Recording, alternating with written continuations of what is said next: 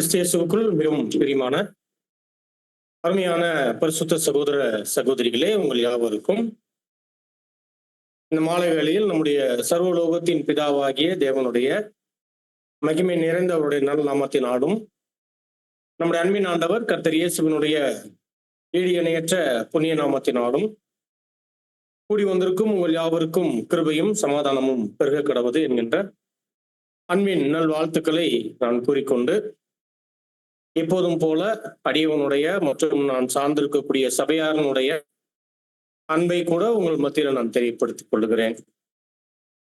அருமையான சகோதர சகோதரிகளே, இன்றைய நாளில் நம்மளுடைய ஆவிக்குரிய ஜீவியத்திற்கு ஒரு மிகப்பெரிய ஒரு உந்துதலை உண்டு பண்ணக்கூடிய ஒரு பாடத்தை நம்ம பார்க்கலாம். சகோதரர் சொன்ன பிரகாரமாக பாடத்தினுடைய தலைப்பு சபை கூடி வருதல். சபை கூடி வருதல். இந்த தலைப்பை கேட்கும் போதே நம்ம அடிக்கடி பயன்படுத்தக்கூடிய வார்த்தையும் பிறருக்கு நாம அறிவுரையாக சொல்லக்கூடிய வார்த்தையாகவும் வசனத்திலிருந்து கோடிட்டு காண்பிக்கக்கூடிய வார்த்தையாகவும் அது இருக்கிறதுனால ரொம்ப பரிச்சயமான ஒன்று தான்.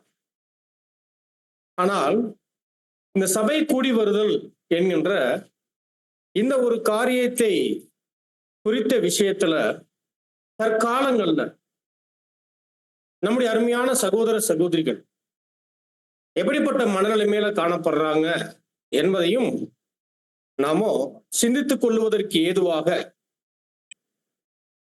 இந்த பாடம் நமக்கு அங்கு அமையும். அதே சமயத்தில் அருமையானவர்களே, சபை கூடி வருதல் என்கின்ற இந்த அருமையான வார்த்தை, இதை அப்போஸ்தலனாகிய பவுல் சபைக்கு சொல்லக்கூடிய வார்த்தை. ஆனா அந்த வார்த்தையை அவர் சொல்லுவதற்கு முன்னும் பின்னும் ரெண்டு விசேஷித்த காரியங்களை அவர் என்ன பண்றார் அப்படின்னா, அவர் நம் முன்பாக நிறுத்தி அதற்கப்புறம் சபை கூடுகையினுடைய மேலான தேவனுடைய திட்டம் சார்ந்த ஏற்பாடுகளை என்ன பண்றாருன்னா, அவர் முழுவதுமாக சபைக்கு அவர் எடுத்துரைக்கக்கூடியவராக இருக்கிறார். அப்ப இந்த தலைப்பின் கீழாக நம்ம என்ன பண்ணலாம்னா நம்ம பார்க்கலாம். இந்த தலைப்பின் கீழ் நம்ம அந்த ஒரு பாடத்தை பார்ப்பதற்கு முன் வசனம் பார்த்தோம். வசனம் நீங்க எடுத்துக்கங்க, நீங்க மைக் எடுத்துக்கங்க.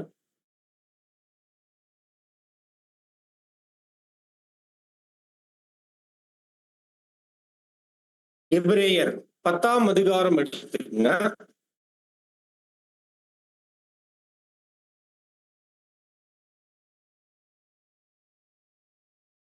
எபிரேயர் 10ஆம் அதிகாரம் வசனம் 25 31 வரை இருக்கக்கூடிய வசன பகுதியை நீங்க வாசிங்க.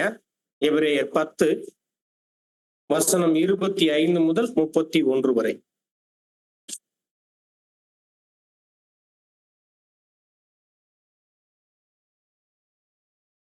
எபிரேயர் 10 வசனம் 25 முதல் 31 முடியும்.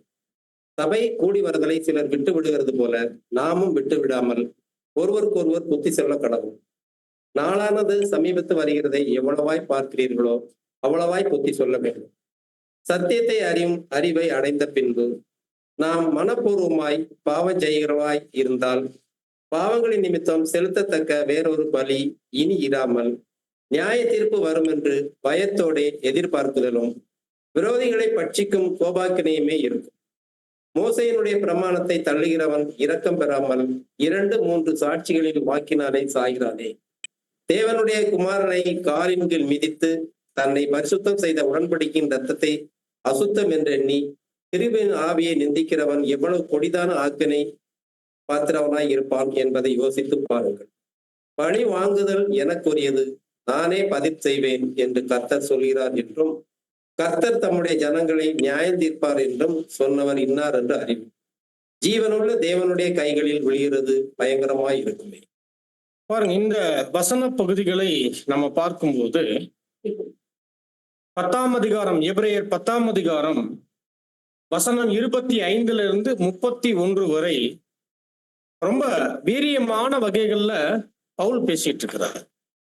ஆனா வசனம் 25க்கும் 26ல இருந்து 31 வரை இருக்கக்கூடிய வசனங்களுக்கும் ஏதாவது சம்பந்தம் இருக்கா அப்படின்னு பார்க்கும்போது அதை பொருத்தி பார்ப்பதுல ஒரு கஷ்டம் இருக்கு. ஆனா இன்னும் நம்ம அவைகளை தெளிவா தெரிஞ்சுக்கணும்னா வசனம் 19ல இருந்து நம்ம படிச்சோம் அப்படின்னா இன்னும் முழு விவரங்கள் நமக்கு புரிய வரும். நீங்க தனிப்பட்டவைகளை படி. வசனம் 19ல இருந்து பவுல் என்ன பேசிட்டு வர்றார் அப்படின்னா, தேவன் இந்த உலகத்துல பாவம் சாபம் மரணத்துக்குள்ள இருந்துட்ட நம்மள எப்படியாக பிரித்தெடுத்து, ரொம்ப விசேஷமா பாபிலோன்ல இருந்து தேவன் நம்மளை பிரித்து ஒரு தெரிந்து கொள்ளப்பட்ட நிலைமையில தேவன் நம்மளை வைத்திட்ட ஏற்பாடை பேசுறார். அது ஏறத்தாழ ஆசரிப்பு கூடாரத்துல பரிசுத்த ஸ்தலத்துக்குள் பிரவேசிக்கக்கூடிய ஒரு நிலை என்பது ஒரு தெரிந்து கொள்ளப்பட்ட வகுப்பாரை குறிக்கக்கூடிய ஒரு நிலை. தேவன் நம்மளை என்ன பண்ணியிருக்கிறாரு, ஒரு விசேஷித்த வகையில அழைக்கப்பட்ட நிலைமையை தாண்டி ஒரு தெரிந்து கொள்ளப்பட்ட நிலைமையில தேவன் என்ன பண்ணியிருக்கிறார், நம்மளை வைத்திருக்கிறாரு.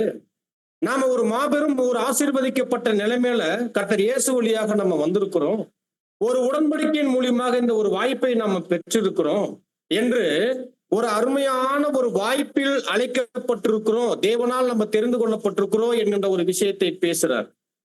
பேசிட்டு 25வது வசனம் சொல்றாரு, சபை கூடி வருதலை உங்களில் சிலர் விட்டு விடுகிறது போல யார் என்ன பண்ண வேணாம், விட்டு விடாதிருங்கள் அப்படின்ற ஒரு எச்சரிப்பை அவர் என்ன பண்றாருன்னா கொடுக்கிறார். அது மட்டும் இல்ல, நாளானது எவ்வளவாய் சமீபித்து வருகிறதை நீங்கள் பார்க்கிறீங்களோ அதளவுக்கு என்ன பண்ணுங்க, நீங்க ஒவ்வொருவருக்கும் நீங்கள் புத்தி சொல்லுங்க என்கின்ற இந்த எச்சரிப்பையும் கொடுக்கிறார். அதற்கப்புறம் தான் 26ல இருந்து போகும்போது ஒரு நியாய தீர்ப்பு சார்ந்த காரியங்களை பவுல் பேசிக்கிட்டு இருக்கிறார். அப்ப 19ல இருந்து 31 வரை பவுல் பேசும்போது என்ன பேசிட்டு இருக்கிறார், இதற்கு நடுவுல வருது சபை கூடி வருதலை நம்ம என்ன பண்ணக்கூடாது, விட்டுறக்கூடாது. சிலர் விட்டு விடுகிறது போல, யார் இந்த சிலர் என்பதை நம்ம பார்க்கலாம். சிலர் விட்டு விடுகிறதை போல நீங்க யார் என்ன பண்ணிட வேணாம், விட்டுற வேணாம் என்கின்ற இந்த எச்சரிப்பையும் அங்க கொடுக்கறத பார்க்கணும். அப்ப பவுல் இந்த இடத்துல என்ன மாதிரியான வார்த்தையை சபைக்கு பயன்படுத்துறார்? பொதுவா இந்த ஒரு வார்த்தையை பயன்படுத்தும் போது நிறைய பேருக்கு கஷ்டம் வரும், அல்லது இருதயத்துல ஒரு வருத்தம் அடைவாங்க, அல்லது சில பேர் கோபப்படுவாங்க. ஏதோ ஒரு வகையில என்ன ஆகும், ஒரு தாக்கத்தை உண்டு பண்ணும் இல்லைங்களா? அல்லது நாமளே என்ன பண்ணிருவோம், சகோதர சகோதரிகளை பாருங்க, வசனம் சொல்லுது சபை கூடி வருதலை விட்டுவிடக் கூடாதுன்னு சொல்லுது. நீங்க வராம இருக்கிறீங்க, நீங்க இப்ப வர்றதில்ல அப்ப வர்றதில்லன்ட்டு ஒரு அன்புல அக்கறையில எப்படி சொன்னாலும் கூட அநேகரால் இந்த காரியங்கள் என்ன ஆக்கப்படும்னா உடனடியாக தவறாகவோ அல்லது கோபமாகவோ வருத்தமாகவோ தான் அது எடுத்துக்கொள்ளப்படும். ஆனா பவுல் அருமையானவர்களே அந்த ஒரு கோணத்துல பேசிட்டாருன்னா இல்ல, மாறாக பவுல் பேசியிருக்கக்கூடிய இந்த வசனங்கள் இதன் மூலியமாக சபையார் விசேஷமா இப்ப இருக்கக்கூடிய நமக்கும் ஒரு எச்சரிப்பை அவர் என்ன பண்றாருன்னா அவர் கொடுக்கக்கூடியவராக இருக்கிறார்.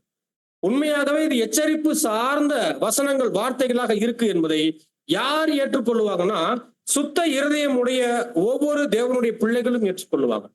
அப்போ இந்த வசனங்களை, இந்த வார்த்தைகளை, அந்த வார்த்தைகள் சார்ந்த எச்சரிப்புகளை யாருனாலதான் ஏற்றுக்கொள்ள முடியும்? ஒரு சுத்த இருதயம் உடையவர்களால தான் இந்த வார்த்தைகளை ஏற்றுக்கொள்ள முடியும். அவர்கள் புரிந்து கொள்ளும் மொழியில் பவுல் என்ன பண்ணியிருக்கிறார்னா அவர் பேசியிருக்கிறார் என்று நம்ம பார்க்கிறோம். சரி, அவர் இந்த விசேஷித்த வார்த்தை சபை கூடி வருதல் என்கின்ற அந்த வசனத்துக்கு முன்னும் பின்னும் அவர் என்ன பேசிட்டு இருக்கிறார்னா நமக்கு முன்பாக இருக்கக்கூடிய ஜீவ நிலையின் வாய்ப்பையும் அதை தவறவிடும் போது இருக்கக்கூடிய ஆபத்தான நிலைகளையும் அவர் பேசிட்டு இருக்கிறார். ஜீவன் மற்றும் மரணம், நமக்கு முன்பாக இருக்கக்கூடிய ஆசீர்வாதம், அதை தவறவிட்டால் நமக்கு வரப்போகிற சாபம், இதை பத்தி என்ன பண்ணிட்டு இருக்கிறார்? இந்த காரியங்கள்ல பவுல் அங்க பேசிட்டு இருக்கக்கூடியவராக அங்க இருக்கிறதை நம்ம பார்க்கணும். ஆகவே அருமையான சகோதர சகோதரிகளே, இப்போ நாம் சபை கூடி வருதலை என்ன நோக்கத்திற்காக கூடிக்கொள்ளணும் அப்படின்னா தேவன் நமக்கென்று வைத்திருக்கக்கூடிய சகல வகையான ஆசீர்வாதங்களையும் நாம அடையணும்னா, நாம பெற்றுக்கொள்ளணும் அப்படின்னா பிரதானமாக தேவனால் கொடுக்கப்பட்டிருக்கக்கூடிய முக்கியமான ஏற்பாடுகள்ல ஒண்ணுதான் என்ன தெரியுங்களா? சபை கூடி வருதல். சபை கூடி வருதல். அப்போ தேவன் நமக்கென்று வைத்திருக்கக்கூடிய சகல ஆசீர்வாதங்களையும் நம்ம அடையணும்னா தேவன் பிரதானமாக வச்சிட்டாரு என்ன? சபை கூடி வருதல். அப்ப இந்த சபை கூடி வருதல் என்பது ஏதோ அவ்வப்போது அல்ல, எப்பயாவது ஒரு முறை அல்ல, அல்லது விருப்பத்திற்கு தகுந்தாற் போல அல்ல, சூழ்நிலைகளுக்கு தகுந்தாற் போல அல்ல, எப்போதும். எப்போதும் என்ன பண்ணணும்? எப்போதும் கூடிக்கொள்ளக்கூடியவர்களாக அல்லது கூடி வரக்கூடியவர்களாக தேவனுடைய பிள்ளைகள் காணப்படணும். ஆனா இது நடக்குதா அப்படின்னா இந்த காலங்கள்ல அவைகள் ஏறத்தாழ நடப்பது இல்லை. சர்வ சாதாரணமாக தேவன் வைத்திருக்கக்கூடிய ஒரு விசேஷித்த ஏற்பாடு, பிரதானமான ஏற்பாடு, சபை கூடி வருதல் என்கின்ற இந்த ஒரு காரியம், அது என்ன ஆக்கப்படுது அப்படின்னா இந்த வாய்ப்புக்குள் கடந்து வந்தவர்களாலேயே நிராகரிக்கப்படுது. நிராகரிக்கப்படுதுன்னா நிராகரிக்கிறாங்க. நிராகரிக்கிறதுனா அப்ப ஏதோ ஒரு காரியங்களை முன்னிட்டு, ஏதோ ஒரு சூழ்நிலைகளை முன்னிட்டு என்ன பண்றாங்க? சபையின் கூடுகைகளை தவிர்க்கக்கூடியவர்களாக இருக்கிறாங்க. ஆனால் அருமையான சகோதர சகோதரிகளே, நீங்களும் நானும் தேவன் ஏற்படுத்தி வைத்திருக்கக்கூடிய இந்த பிரதானமான கூடுகை, அவரால் கொடுக்கப்பட்டிருக்கக்கூடிய கூடுகையை நிராகரிக்கும் அளவுக்கு இந்த கூடுகை அற்பமான கூடுகை அல்ல. என்ன இல்ல? நீங்களும் நானும் நிராகரிக்கும் அளவுக்கு இந்த கூடுகையானது என்ன இல்ல? அற்பமானது அல்ல என்கின்ற இந்த பார்வை நமக்கு இருக்கணும். சரிங்களா? அநேக சமயங்கள்ல மாம்சத்துல என்ன வரும் அப்படின்னா, நம்ம கூடிக்கொள்ளக்கூடிய ஏற்பாடை எந்த காரியங்களை முன்னிட்டு நம்ம தவிர்க்கிறோமோ அந்த இடத்துல நம்ம என்ன பண்றோம் தெரியுங்களா? தெய்வீக ஏற்பாட்டை நாம சர்வசாதாரணமா என்ன பண்றோம்? நிராகரிக்கிறோம். நாம நிராகரிக்கும் அளவுக்கு இந்த கூடுகை அற்பமான கூடுகையா? தேவன் கொடுத்துட்ட கூடுகைகள் அற்பமானவைகளா? பாத்தீங்களா? அப்ப இவைகளையும் ரொம்ப அழகாக சகோதரர் பதிவிடுறார். அதனாலதான் பாருங்க, தெய்வீக இந்த கூடுகையின் ஏற்பாட்டுல தேவனுடைய பிள்ளைகள் பங்கெடுக்கிற விஷயத்துல விடாமுயற்சியுடன் அவர்கள் காணப்படும். எப்படி? விடாமுயற்சியுடன். அதே சமயத்துல தொடர்ந்து சபை கூட்டங்கள்ல பங்கெடுக்கணும். என்ன பண்ணணுமா? விடாமுயற்சியுடன் இருக்கணும். அதே சமயத்துல தொடர்ந்து சபை கூட்டங்களில் பங்கெடுக்கணும். 40:77 இதனுடைய காரியங்களை நம்முடைய 7ஆம் தூதன் அவர்கள் ரொம்ப அழகாக அவர் கொடுக்கிறார். அப்ப விடாமுயற்சினா சபை கூடுகையில பங்கெடுப்பதற்கு நம்முடைய பெரும்பான்மையான முயற்சி என்பது எப்படி இருக்கணும்? விசேஷமாக இருக்கணும். எப்பப்பெல்லாம் சபையாக கூடிக்கொள்ளக்கூடிய ஏற்பாடுகளை பெற்றிருக்கிறோமோ அந்த கூடுகைகள்ல பங்கெடுப்பதற்கான முதலும் பிரதானமுமான கடுமையான விடாமுயற்சி உடையவர்களாக இருக்கணும். அப்ப அந்த விடாமுயற்சி எப்போ வரும் தெரியுங்களா? நமக்கு எப்ப அந்த கூடுகையில் கலந்து கொள்வதற்கு தடையான சூழ்நிலைகள், நிலைகள், காரியங்கள், வேலைகள் வருதோ அப்ப அந்த முயற்சியை உடனடியாக எடுக்க ஆரம்பிச்சோம். சரிங்களா? அப்ப அந்த முயற்சி எதற்காக? அதுல பங்கெடுப்பதற்காக ஒன்று. அதே சமயத்துல தொடர்ந்து பங்கெடுக்கணும்னா கூடுகைகள் என்ன ஆக்கப்படக்கூடாது? தேவனுடைய பிள்ளைகளால் நிராகரிக்கப்படக்கூடாது. எந்த காரணங்களை முன்னிட்டும் தேவன் ஏற்படுத்தி வைத்திருக்கக்கூடிய தெய்வீக கூடுகைகள் என்னாக்கப்படக்கூடாது? அல்லது சபை கூடி வருதல் என்னாக்கப்படக்கூடாது? நிராகரிக்கப்படக்கூடாது என்கின்ற இந்த காரணத்தை ரொம்ப தெளிவாக அங்க கொடுக்கிறார். சரி, ஏன் சபை கூடி வருதல் இந்த விஷயத்துல இவ்வளவு பிரதானமான ஒரு ஏற்பாடை தேவன் கொடுத்து இதுல விடாமுயற்சியும் தொடர்ந்து நாம பங்கெடுக்க வேண்டிய அதனுடைய அவசியமும் என்னவாக இருக்கு? அதுக்கான காரணம் என்ன? ஏன் நாம கூடணும் என்று ஒருவேளை நம்ம கொஞ்சம் ஆழமா கவனிச்சிட்டோம் அப்படின்னா, அருமையானவர்களே, நீங்களும் நானும் புதிய சிந்தனையினுடைய வளர்ச்சியில ரொம்ப வல்லவர்களா? நம்மெல்லாம் வல்லவர்களா? யாராவது சொல்ல முடியுமா? இந்த புதிய சிந்தையினுடைய வளர்ச்சியில நாம் எல்லாம் வல்லவர்களா அப்படின்னா நிச்சயமா நம் யாருமே வல்லவர்கள் அல்ல. நம்மில் யார் ஒருவரும் என்ன அவ்வளவு வல்லவர்களாக இல்லை. ஆக இந்த புதிய சிந்தையின் வளர்ச்சியில நாம வல்லவர்களாக, நாம பலமுள்ளவர்களாக, நாம் நாளுக்கு நாள் நம்ம என்ன ஆகணும் தெரியுங்களா? நாம பலப்படணும். ஏன்னா புதிய சிந்தை என்பது அது நாளுக்கு நாள் அது வளர்ச்சியை நோக்கி அது நேர்த்தியாக வளரும் போது மட்டும்தான் அது அதற்கே உரிய வளர்ச்சியில தான் அது வல்லமை உடையதாக மாறும், பலமுடையதாக மாறும். ஒரு புதிய சிந்தை என்பது அது வளர்ச்சியிலே இல்லை, அது வளர்றதே இல்லை என்றால் அது பலவீனமா இருக்கு. அது தொடர்ந்து அது எப்படி இருக்கு? அது வல்லமையற்ற நிலைமையில இருக்கு என்றுதான் அதனுடைய அர்த்தமாக மாறும். அப்ப தொடர்ந்து வளர்ந்து கொண்டு போகும்போதே நம்ம இன்னும் என்ன ஆகிட்டு இருக்கிறோம்னு அர்த்தம். இன்னும் பலமாகி கொண்டு இருக்கிறோம் என்றுதான் அர்த்தமே தவிர நம்ம பலம் ஆயிட்டோம் என்ற அர்த்தம் இல்லை, நம்ம வல்லமை உடையவர்களாக மாறிட்டோம் என்ற அர்த்தம் இல்லை. ஆக நாம் அனைவருமே புதிய சிந்தையில் எப்படி இருக்கிறோம்?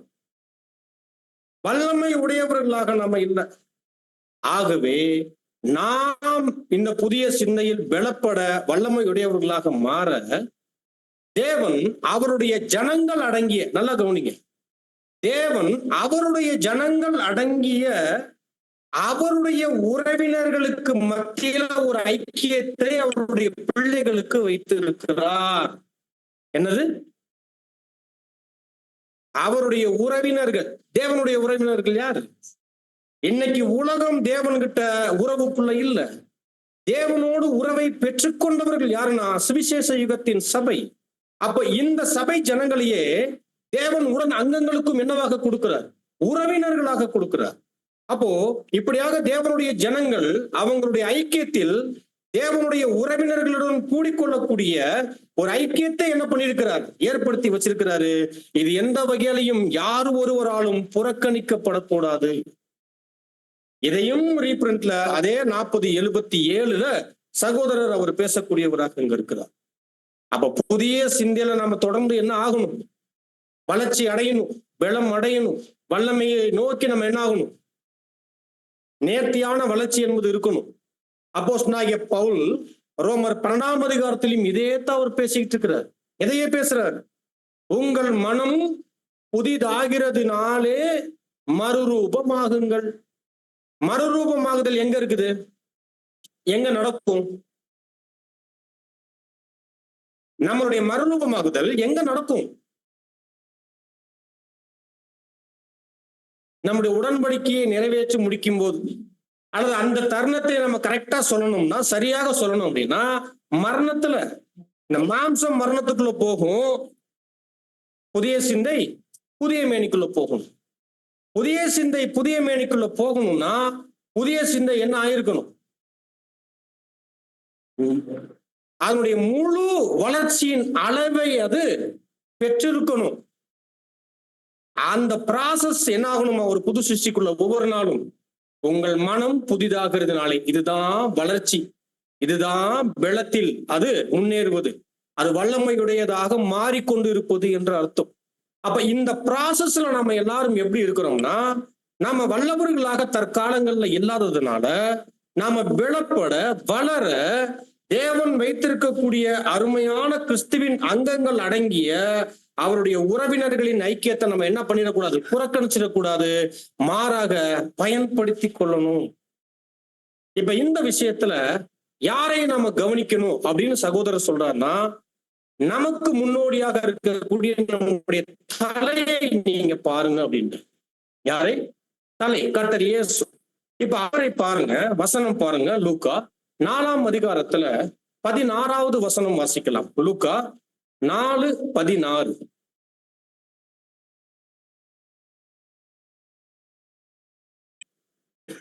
நானே வாசிக்கிறேன் பாருங்க.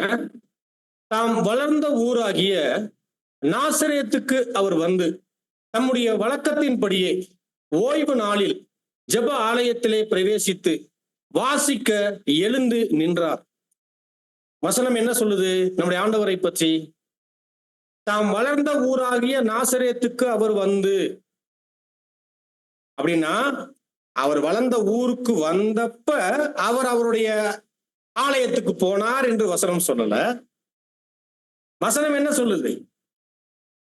தம்முடைய வழக்கத்தின்படியே ஓய்வு நாளில் ஜெப ஆலயத்திலே பிரவேசித்து. கர்த்தர்கிட்ட காணப்பட்ட விசேஷித்த குணம் என்ன தெரியுங்களா? அந்த தேவாலயம், அந்த ஓய்வு நாள் என்பது ரொம்ப பிரதானமான நாள். யாருக்கு? இஸ்ரேலர்களுக்கு. ஒரு யூதனுக்கு ரொம்ப முக்கியம். அப்ப அவங்க அந்த நாள்ல என்ன பண்ணுவாங்க? தேவனுடைய கட்டளையாக பாவித்து அதை அனுசரிப்பாங்க. ஆனா அதே நாள்ல தேவாலயங்கள்ல கூடிக்கொள்ளக்கூடிய ஏற்பாடும் இருந்துச்சு அவங்களுக்கு. அப்படிப்பட்ட அந்த நாள்ல கர்த்தர் எப்படி இருந்திருக்கிறார் அப்படின்னா, தன்னுடைய வழக்கத்தின்படியே ஒரு நாள் கூட அவர் மிஸ் பண்ணியிருப்பார் நம்ம சொல்ல முடியுமா? சொல்ல முடியுமா? அப்போ பாருங்க, தேவாலயத்துக்கு போகக்கூடிய ஏற்பாட்டில் அது மட்டும் இல்ல, வசனம் என்ன ரொம்ப அருமையா சொல்லுதுன்னா, அவர் பிரவேசித்து வாசிக்க எழுந்து நின்றார். தேவனுடைய வார்த்தைகளை கேட்க, படிக்க கர்த்தருக்கு இருந்துட்ட ஆர்வத்தையும் என்ன பண்ணுது? காண்பிக்குது. அப்போ நம்முடைய அன்பின் ஆண்டவர் தேவனுடைய ஒழுங்கின் ஏற்பாட்டுல எவ்வளவு அக்கறை உடையவராக அவர் இருந்திருக்கிறார். சபையாராகிய நமக்கு எவ்வளவு ஒரு முன்மாதிரியாக அவர் இருந்திருக்கிறார் என்பதற்கு இதை விட ஒரு சான்று நமக்கு வேணுமா? தேவையில்லை. அப்போ நீங்களும் நானும் அவருடைய சரீரத்தின் அங்கம் என்றால் நாம எங்க இருக்கணும்? எப்படி இருக்கணும்? தேவனுடைய ஏற்பாடு எப்பெல்லாம் இருக்கோ அப்பெல்லாம் என்ன பண்ணணும்? நாம கூடிக்கொள்ளக்கூடியவர்களாக அருமையானவர்களே நாம் காணப்படணும். இன்னும் இதனுடைய ஆழமான காரியங்களை சகோதரர் நம்முடைய 7ஆம் தூதன் அவர்கள் விளக்கும் போது, அருமையானவர்களே, நாம் அனைவருமே அதிகமாகவோ குறைவாகவோ நாம எப்படிப்பட்டவங்கன்னா, நம்ம அக்கினி தணல்களை போன்றவர்கள். நம்மெல்லாம் யாரா? அதிகமோ குறைவோ எல்லாரும் யார் அப்படின்னா அக்கினி தணல்கள். சரிங்களா? ஆனா இந்த அக்கினி தணல்களில் இருந்து ஒரு கங்கை நம்ம தனியா பிரிச்சோன்னு வைங்க, என்ன ஆகும்? உடனடியாக அது குளிர்ச்சியை நோக்கி போக ஆரம்பிக்கும். புரியுதுங்களா? அப்போ இந்த இடத்துல என்ன காண்பிக்கப்படுது அப்படின்னா, அருமையானவர்களே, நாம் அனைவரும் அக்கினி தணல்கள் என்பது சபையாராக நாம் அனைவரும் எப்போதெல்லாம் கூடிக்கொள்ளுகிறோமோ அந்த நிலைதான் அக்கினி தழல் என்று அது காண்பிக்குது. இதுல இருந்து எப்போ நாமோ எந்த காரணங்களை முன்னிட்டு நம்மளை தனியாக பிரித்துக் கொள்ளுகிறோமோ அப்ப அந்த இடத்துல அந்த கங்கு என்ன ஆகாது, அதனுடைய அக்கினித்தன்மையை தொடர்ந்து அக்கினிமயமாகவே வைத்துக் கொள்ளக்கூடிய ஏற்பாட்டுல இருந்தது தன்னை விலகுது. அதனாலதான் சகோதரர் சொல்றாரு, நம்முடைய வாழ்க்கையில நெருப்பு தணல் பிரிக்கப்பட்டால் விரைவாக அது குளிர்ச்சி அடையக்கூடியதாக போயிடும். அப்படின்னா நம்மளை தேவன் வைத்திருக்கக்கூடிய இந்த ஏற்பாட்டுல இருந்து நம்மளை விலக்கிக்கிட்டோம்னா, ஆனா அதற்கு முக்கியத்துவம் கொடுக்காமல் இருந்தோம் அப்படின்னா நிச்சயம் என்ன நடக்கும்? அப்ப நாம எப்படி இருக்கணும்? நம்ம அக்கினி தணல்கள்.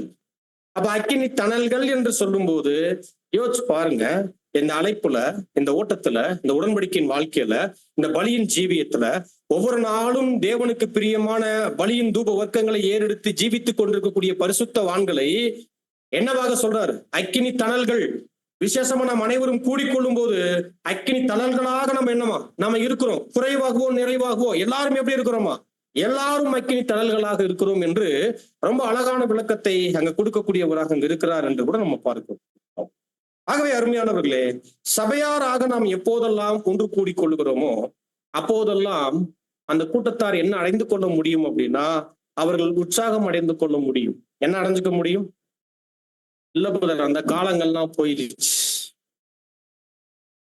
அப்பெல்லாம் அப்படிலாம் இல்லை அப்படின்னு ஒருவேளை நம்ம சொல்லி கொண்டாலும் அருமையானவர்களே, நிச்சயமாக சபையாக கூடிக்கொள்ளும் போது உண்மையான ஒரு புதிய சிந்தையின் வளர்ச்சியில் காணப்படக்கூடிய ஒருவருக்கு அந்த கூடுகையானது அவங்களுடைய வளர்ச்சிக்கு உற்சாகத்தை தரக்கூடிய கூடுகையாக மட்டுமே தான் இருக்கும். ஏன்னா அது தேவனுடைய ஏற்பாடு. சபையின் கூடுகை என்பது, சபையாராக கூடிக்கொள்ளக்கூடிய ஏற்பாடு என்பது அவர்கள் உற்சாகம் அடைந்து கொள்ளக்கூடிய ஏற்பாடு. அப்ப இந்த விஷயத்தையும் ரொம்ப தெளிவாக காமிக்கிறார். இவைகள் இல்லாமல் நம்ம சபையாக கூடிக்கொள்ள வேண்டிய அவசியத்தினுடைய இன்னும் ஆழமான அர்த்தம் என்ன அப்படின்னா, நீங்களும் நானும் மகா பரிசுத்தமான விசுவாசத்துல நம்ம அஸ்திபாரமாக போட்டு அதன் மேல நம்ம நின்றுகிட்டு இருக்கோம். உண்மையா இல்லையா? நம்ம அனைவருமே யாரு? மகா பரிசுத்தமான விசுவாசத்தை இந்த விசேஷித்த அந்த அழைப்புல நம்ம அஸ்திபாரமாக கொண்டிருக்கிறோம். ஆனால் அஸ்திபாரம் மட்டும் இருந்தால் பத்தாது. அதே மகா பரிசுத்தமான விசுவாசத்தின் மீது நம்மளுடைய வாழ்க்கையை தொடர்ந்து என்ன பண்ணணும்னா கட்டி எழுப்ப வேண்டியவர்களாக இருக்கும். கட்டி எழுப்பணும். அஸ்திபாரத்தோடு நம்முடைய வாழ்க்கை முடிந்து போவதல்ல. அப்படி எடுத்துக்கிட்டா நம்ம என்ன சொல்லலாம்? இந்த மகா பரிசுத்தமான விசுவாசத்தை நம்மளுடைய புரிதல்ல சொல்லணும்னா 53 பாடத்திலே என்ன ஆயிடுச்சு? அஸ்திபாரம் போடப்பட்டாயிற்று என்று நம்ம சொல்லலாமா? அதுலயுமே நிறைய பேர் தெளிவா இருக்க மாட்டாங்க, நிறைய புரிதல்ல இருக்க மாட்டாங்க. அதை விட்டுறலாம் நம்ம. ஆனா ஏறத்தாழ இந்த 53 பாடம், அந்த பேசிக் லெசன்ஸ் நம்ம சொல்றோம் இல்லைங்களா? அப்போ இதுல நமக்கான அஸ்திபாரம் போடப்பட்டாயிற்று, இதுவே எனக்கு முதலும் முடிவுமானது என்று நம்ம சொல்ல முடியுமா? இல்ல. அது அஸ்திபாரம். அஸ்திபாரம்னாலே அதுக்கு மேல என்ன ஆக்கப்படணும்? ஒரு கட்டப்படுதலின் ஒரு வேலை இருக்கு என்று அர்த்தம். அதுவும் எதன் அடிப்படையில் இருக்கணும்? இதே மகா பரிசுத்த விசுவாசத்தின் அடிப்படையில் இருக்கணும். அப்ப அருமையானவர்களே, உங்களுடைய மகா பரிசுத்தமான விசுவாசத்தில் உங்களை கட்டி எழுப்பணும். அப்படி கட்டி எழுப்பணும் என்கின்ற அந்த நோக்கத்திற்காகவே நீங்கள் ஒன்று கூடிக்கொள்ளுங்கள் என்கின்ற இந்த வேத வசனமும் என்னாக்கப்படுதுன்னா நமக்கு காண்பிக்கப்படுது. வாசிக்கலாம். யூதாவுல 20வது வசனம்.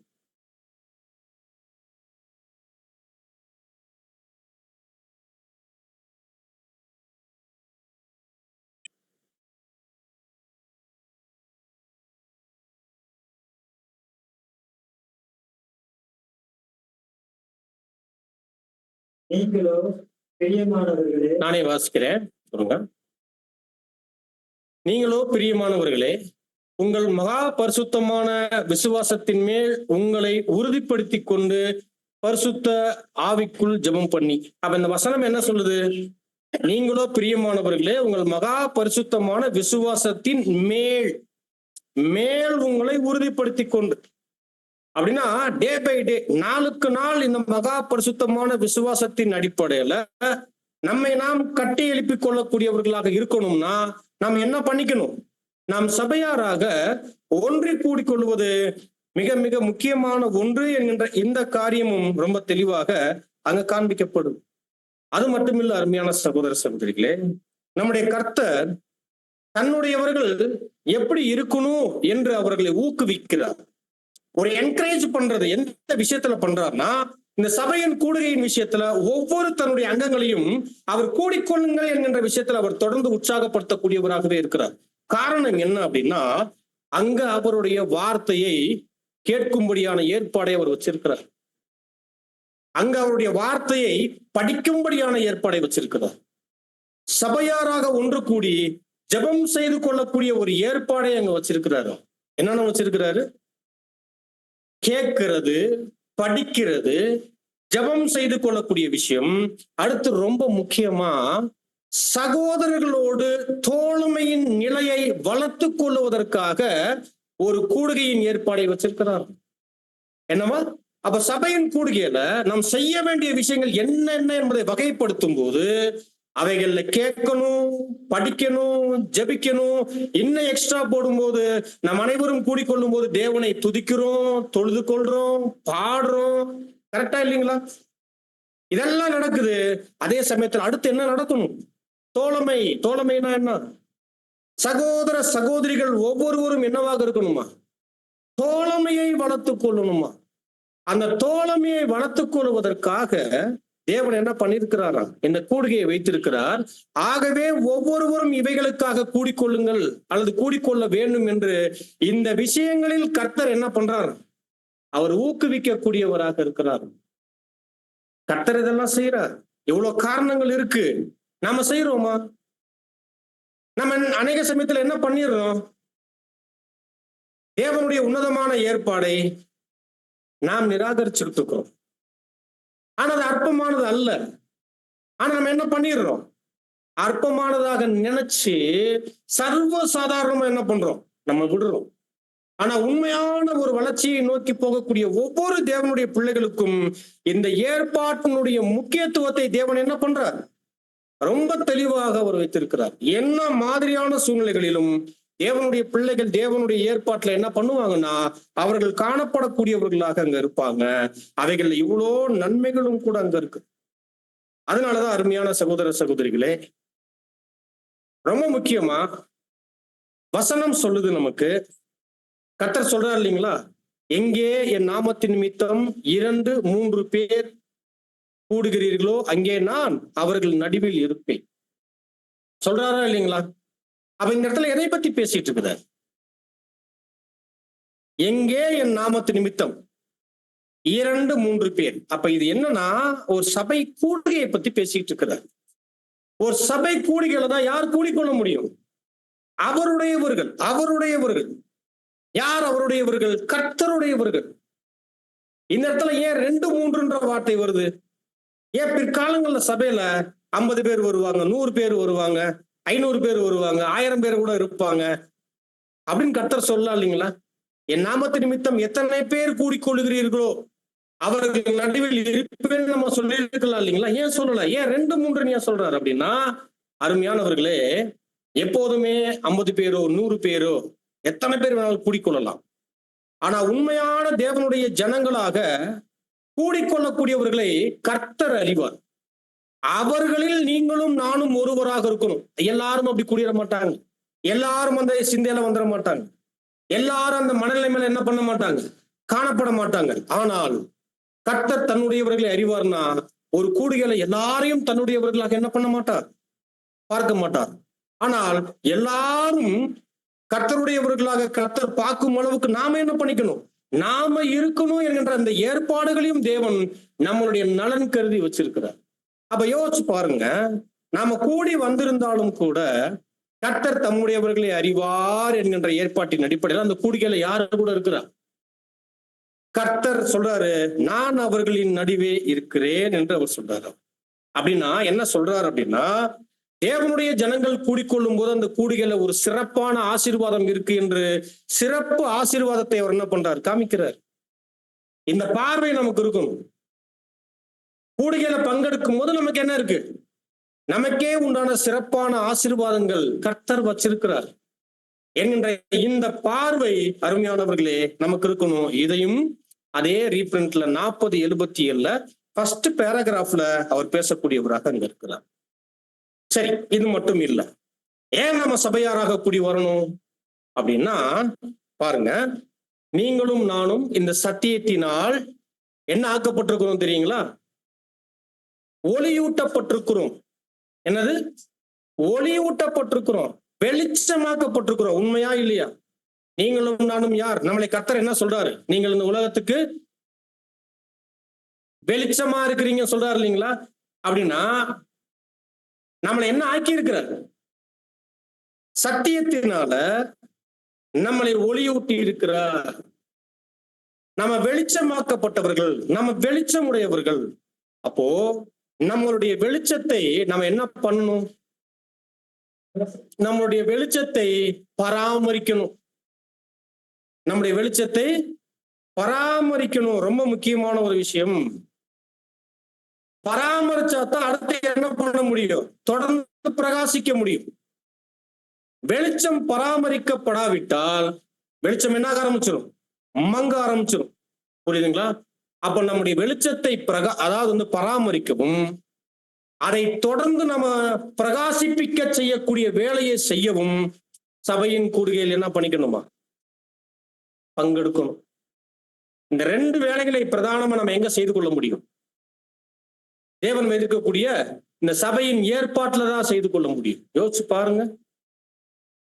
நம்முடைய வெளிச்சத்தை பராமரித்தலும் மற்றும் அதை தொடர்ந்து பிரகாசிப்பித்தல், மற்றவங்க கிட்ட ஊழியமாகவோ சுவிசேஷமாகவோ அல்லது பிறர் பார்க்க இந்த சத்தியத்தில் ஒரு ஜீவியத்தின் வாழ்க்கையின் மூலியமாக ஒரு சாட்சியின் நிலையை கொடுப்பதன் மூலியமாக என்ன பண்றோம்? நம்ம ஏதோ ஒரு வகையில சத்தியத்தை பிறருக்கு கடத்துவது, தேவனை அறிவிப்பது, சத்தியத்தை கொண்டு போய் சேர்ப்பது. இதை நம்ம செய்யணும்னா ஃபர்ஸ்ட் நாம பராமரிக்கப்படணும். ஆகவே இதற்காக என்ன திருச்சபையின் கூடுகை என்பது ரொம்ப முக்கியம். அப்ப இது இல்லாட்டினா ஒருத்தர் என்ன பண்ண முடியாது. அவர் தன்னையும் பராமரித்துக் கொள்ளல, அவரால் என்ன கொடுக்கவும் முடியாது. என்ன கொடுக்க முடியாது? அவர்னால நிச்சயமாக வெளிச்சத்தை பிறருக்கு கொண்டு போய் கொடுக்க முடியாது.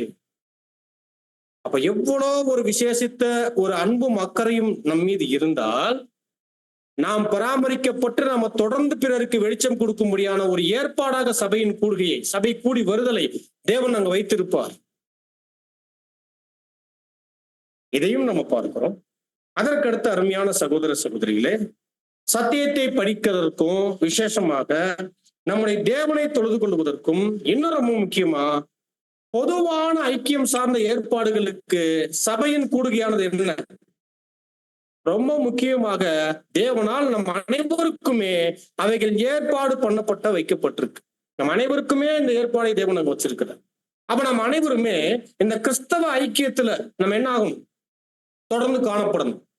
சபையின் கூடுகையில காணப்படணும். இந்த கூடுகையை இன்னும் எப்படி காண்பிக்கிறார் அப்படின்னா, ஒரு சகோதர ஐக்கியத்தில் நம்ம கூடிக்கொள்ளக்கூடிய அந்த ஏற்பாட்டின் விதம் இன்னும் எப்படி காண்பிக்கப்படுது அப்படின்னா, நம்ம எப்போதெல்லாம் கூடிக்கொள்ளுகிறோமோ அப்போதெல்லாம் கர்த்தருடைய மேஜையை சுற்றிலும் நாம காணப்படுகிறோம். யாருடைய மேஜையை சுற்றி? கர்த்தருடைய மேஜையை சுற்றி. அப்ப சபை கூடுகை என்பது கர்த்தருடைய மேஜையை சுற்றிலும் நாம ஒன்று கூடி அமர்ந்திருக்கக்கூடிய ஒரு ஏற்பாடு. அப்ப கர்த்தருடைய மேஜையில என்ன இருக்கும்? என்ன இருக்கும்?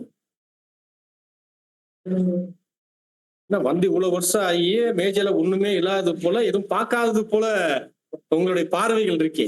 கர்த்தருடைய மேஜையில என்ன இருக்கும்? அப்ப யாரும் கர்த்தருடைய மேஜையில இருக்கிற மாதிரி தெரியலையே.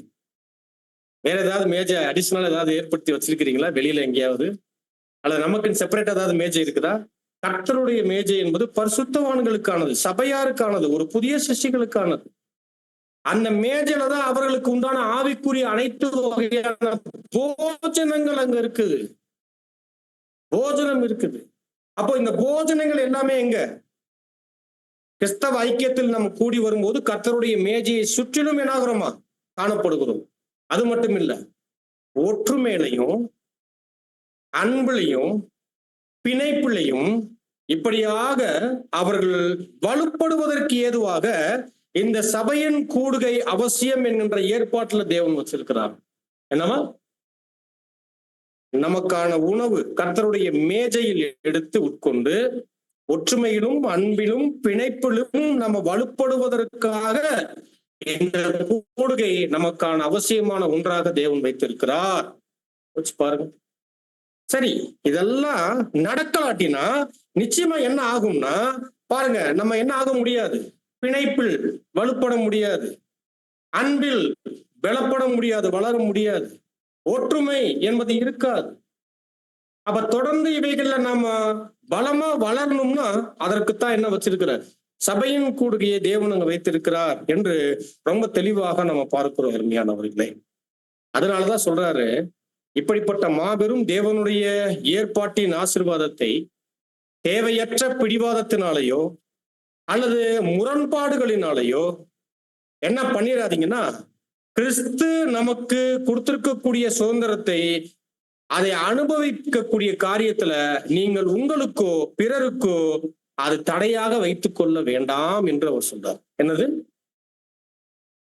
மீண்டும் சொல்றேன், தேவன் இப்படியாக வைத்திருக்கக்கூடிய மாபெரும் தெய்வீக ஏற்பாட்டின் ஆசீர்வாதத்தை தேவையற்ற பிடிவாதத்தினாலேயோ முரண்பாடுகளினால நமக்கு கொடுக்கப்பட்டிருக்கக்கூடிய அதாவது அந்த சுயாதீனத்தை சுதந்திரமாக அனுபவிக்கக்கூடிய ஏற்பாடை நமக்கு நாமே தடையாக ஏற்படுத்திக்க கூடாது, பிறருக்கும் தடையாக அவைகளை கொடுக்க கூடாது. இதை நம்ம எப்படி புரிந்து கொள்ளலாம் அப்படின்னா, அருமையான சகோதர சகோதரிகளே, நம் அனைவருமே மரணம் என்கின்ற அடிமைத்தனத்தில் இருந்து இன்னைக்கு என்ன ஆக்கப்பட்டிருக்கிறோம்?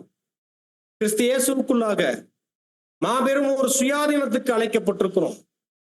ஆகவே அவர்கள் தங்களுடைய சுயாதீனத்தை சரியாக எங்க பேணி பாதுகாத்துக் கொள்ள முடியும் அப்படின்னா, கர்த்தருடைய ஜனங்கள் கூடிக்கொள்ளக்கூடிய அந்த ஏற்பாட்டுக்குள்ள அவங்க என்ன பண்ணிக்க முடியும்? இங்கதான் அவர்கள் ஜீவன் உள்ளவர்களாக, ஒரு சுயாதீனம் உடையவர்களாக தங்களுடைய சுதந்திரத்தை அவர்கள் என்ன பண்ணிக்க முடியும்? அவர்கள் பயன்படுத்தி கொண்டு அவங்களுடைய ஆசீர்வாதத்தை அவர்கள் பெற்றுக்கொள்ள முடியும். ஆகவே மீண்டும் நீங்க என்ன ஆயிர வேணாம்னு சொல்றாரு. இந்த சுதந்திரத்தை அனுபவிக்கக்கூடிய ஆசீர்வாதத்துக்கு எதிரான ஒரு நிலைதான் என்ன? ஒரு அடிமைத்தன நிலை, பாவ நிலை, மரண நிலை. அந்த மாதிரியான நிலைகளுக்குள்ள நீங்க திரும்பி போயிட வேணாம். அது வேணாம். அதற்கு தடையாக ஒருவேளை நமக்குள்ள இருக்கக்கூடிய பிடிவாதங்கள் ஏதாவது இருந்துச்சுன்னா அது நம்மளை ஃபர்ஸ்ட் தடை பண்ணும். அது இன்னொருத்தரையும் தடை பண்ணக்கூடிய வேலையை செஞ்சிரும். அல்லது தேவையற்ற முரண்பாடுகள், அந்த முரண்பாடுகள் என்ன பண்ணிரும்? நம்மளை தடை பண்ணிரும், பிறரையும் என்ன பண்ணிரும்? தடுத்துரும். இது செஞ்சிட வேணாம் அப்படின்றாரு. யோசிச்சு பாருங்க. அப்ப இப்படி நடக்குது அப்படின்னா, ஒருவேளை இப்படிப்பட்ட செயல்பாடுகள் இருக்கு என்றால் என்ன ஆகுதுன்னு அர்த்தம்? கர்த்தருடைய சுதந்திரத்தை அனுபவிக்கக்கூடிய ஏற்பாட்டில் நாமோ அந்த ஆசீர்வாதத்தில் காணப்படவில்லை என்றார். ஒரு வசனம் நம்ம வாசிக்கலாம். கலாத்தியர் 5ஆம் அதிகாரத்துல 1வது வசனம். கலாத்தியர் 5:1 எடுக்கிறேன். ஆனபடியினாலே நீங்கள் மறுபடியும் அடிமைத்தனத்தின் நுகத்திற்குட்படாமல் கிறிஸ்து நமக்கு உண்டாக்கின சுயாதீன நிலைமையிலே நிலை கொண்டிருங்கள். எப்படி இருக்கணுமா? என்ன சொல்றாரு? நீங்கள் மறுபடியும் அடிமைத்தனத்தின் நுகத்திற்கு உட்படாமல். அடிமைத்தனம் என்பதே என்ன? நுகத்துக்கு உட்பட்ட நிலை. நுகம்னா என்ன? அநேக வகையான தேவையற்ற உலகத்தின் நிலைகளின் பாரங்கள் அதைத்தான் குறிக்கும். ஆனா இப்படியாக அடிமைத்தனத்தின் நுகத்துக்கு உட்பட்ட எல்லா விஷயங்களுக்கும் கர்த்தர் நம்மளை விடுவித்து அவருக்கே உண்டான ஒரு சுதந்திரத்தில், ஒரு சுயாதீனத்தில் நம்மளை வைத்திருக்கும் போது என்ன சொல்றாரு? அதுல நிலைச்சு நில்லுங்க அப்படின்றாரு அவர். அப்ப இப்படியாக நம்முடைய சுயாதீனத்தை நம்ம சரியாக பேணி பாதுகாத்து கொண்டு அவைகள்ல நம்ம நடைமுறைகள் காணப்படணும்னா நிச்சயமா நம்ம என்ன பண்ணிக்கொள்ளணும்? சபை கூடி வருதல் என்கின்ற இந்த பிரதானமான ஏற்பாட்டில் நாம் காணப்படும் போது நாம் இவ்வகையான ஆசீர்வாதத்தில் காணப்படுகிறோம். ஆனா நிறைய சமயங்கள்ல பார்க்கும்போது ஏதேதோ பிடிவாதங்கள், ஏதேதோ முரண்பாடுகள், இவைகளை எல்லாம் வைத்து என்ன ஆகுது? சபையின் கூடுகைகள் சர்வசாதாரணமாக நிராகரிக்கப்படுது. இந்த முரண்பாடுகள்னு சொல்லும் போது அருமையானவர்களே, இது ஒவ்வொருத்தருடைய தனிப்பட்ட விஷயங்களாக மாறும். பிடிவாதம் என்று சொல்லும் போது இதுவும் ஒவ்வொருத்தருடைய தனிப்பட்ட விஷயங்களாக மாறும். நிறைய சமயங்கள்ல தெய்வீக கூடுகைகள் வேலை என்கின்ற ஏற்பாட்டுல என்னாக்கப்படுது? தவிர்க்கப்படுது. குடும்பம் என்கின்ற ஏற்பாட்டுல தவிர்க்கப்படுது. அதே போல சொந்த பந்தங்கள் என்கின்ற ஏற்பாட்டுல தவிர்க்கப்படுது. அற்பமான ஒரு 500 ரூபாய் பணம் இன்னைக்கு போனா, இந்த 500 ரூபாய் பணம் எனக்கு கூலி கிடைக்கும் அப்படின்னு வருதுன்னு வைங்க. அன்னைக்கு கூடுகை இருக்குன்னு வைங்க. இன்னைக்கு உடனடியா தேர்ந்தெடுக்கக்கூடிய ஏற்பாட்டுல அநேகர் எதை நோக்கி போவாங்கன்னா, இந்த 500 ரூபாய் நீங்க போனா கிடைக்குமே, கூடுகை என்ன பண்ணிக்கலாம், இந்த கூடுகை விட்டு அடுத்த கூடுகை பார்த்துக்கலாம் அப்படின்னு அந்த விஷயத்துல ரொம்ப ஸ்ட்ராங்கா இருப்பாங்க. ஒரு பிடிவாதத்தோட என்ன பண்ணிடுவாங்கன்னா கடந்து போயிடுவாங்க. அல்லது ரொம்ப சர்வசாதாரணமா இல்லைங்க, உலகத்துல அவருக்கு அதாயிடுச்சு, எனக்கு தெரிஞ்சவருக்கு இந்த பிரச்சனை ஆயிடுச்சு, நான் அதுல காணப்படுகிறேன் என்று வரக்கூடிய வார்த்தைகள் இருக்கு இல்லைங்களா? இதை கொஞ்சம் சீரியஸா நம்ம கொஞ்சம் உள்வாங்கிக்கலாம். இதெல்லாம் பாருங்க என்ன பண்ணிட்டு இருக்கிறோம்னா, இவைகளையெல்லாம் முன்னிட்டு இந்த சபை கூடுகைகள் என்னாக்கப்படுது அப்படின்னா நிராகரிக்கப்படுது. ஆனா தேவனுடைய பிள்ளைகள் என்ன செய்வாங்க அப்படின்னா, சபையாராக கூடிக்கொள்ளக்கூடிய ஏற்பாட்டுக்கு தடையாக இருக்கக்கூடிய எந்த காரியங்களையும் என்ன பண்ணுவாங்கன்னா சரி செய்வாங்க. அவங்க ஒருவேளை வேலை பிரச்சனையா இருக்கு அப்படின்னா, இந்த வேலை என்னுடைய இந்த சபை கூடுகைக்கு தடையாக இருக்கு என்றால் அந்த வேலையை சரி செய்வாங்க. சொந்த பந்தம் ஒருவேளை தடையாக இருக்கிறாங்கன்னா அந்த சொந்த பந்தத்தை எங்க வைக்கணும், எந்த இடத்துல வைக்கணுமோ அங்க வைப்பாங்க. ஒருவேளை பணம் தடையா இருக்குன்னா அந்த பணத்தை எங்க வைக்கணுமோ அங்க வைப்பாங்க. இப்படியாக அருமையான சகோதர சகோதரிகளே, எதற்கு பிரதானமான ஒரு முக்கியத்துவம் தேவனுடைய பிள்ளைகள் கொடுக்கணும்னா, சபையாக கூடி வரக்கூடிய தேவனுடைய ஏற்பாட்டுக்கான முக்கியத்துவங்கள். அப்ப இதெல்லாம் இன்னைக்கு பார்க்கும்போது சாதாரணமா என்ன ஆகுது? ஆமா பாருங்க, நம்மில் அநேக சகோதரர்கள் ஆரம்ப காலத்துல வைராக்கியமா இருந்திருப்பாங்க. ஆனா காலங்கள் போக போக என்ன ஆயிடுது? இதுல அநேகருக்கு ஒரு டைம் விட்டுட்டீங்கன்னா ரெண்டாவது டைம் விட வரும், ரெண்டாவது டைம் விட்டீங்கன்னா தொடர்ந்து அப்படி இதாகும். அதான் இத்தனை நாள் போகல, இனியும் போக வேணாம் அப்படின்னு என்ன ஆயிடுவாங்க. அவங்க மனநிலைமை என்ன ஆயிரும், கூடுகைக்கான முக்கியத்துவமே இருக்காது, டோட்டலி அங்க இருக்கவே இருக்காது. யோசிச்சு பாருங்க, இது என்ன ஆசீர்வாதம் அவங்களுக்கு. ஆனா உண்மையான தேவனுடைய பிள்ளைகள் என்ன, இப்படியாக அவர்கள் அருமையானவர்களே இருக்க மாட்டாங்க. அல்லது அதே சமயத்துல இந்த கூடுகை ஏதோ ஒரு சந்தர்ப்ப சூழ்நிலைக்காகவும் கூடிக்கொள்ள மாட்டாங்க, அல்லது ஏதோ ஒரு தேவைக்காகவும் கூடிக்கொள்ள மாட்டாங்க, அல்லது ஏதோ ஒரு நிர்பந்தத்தின் அடிப்படையிலையும் அவங்க கூடிக்கொள்ள மாட்டாங்க.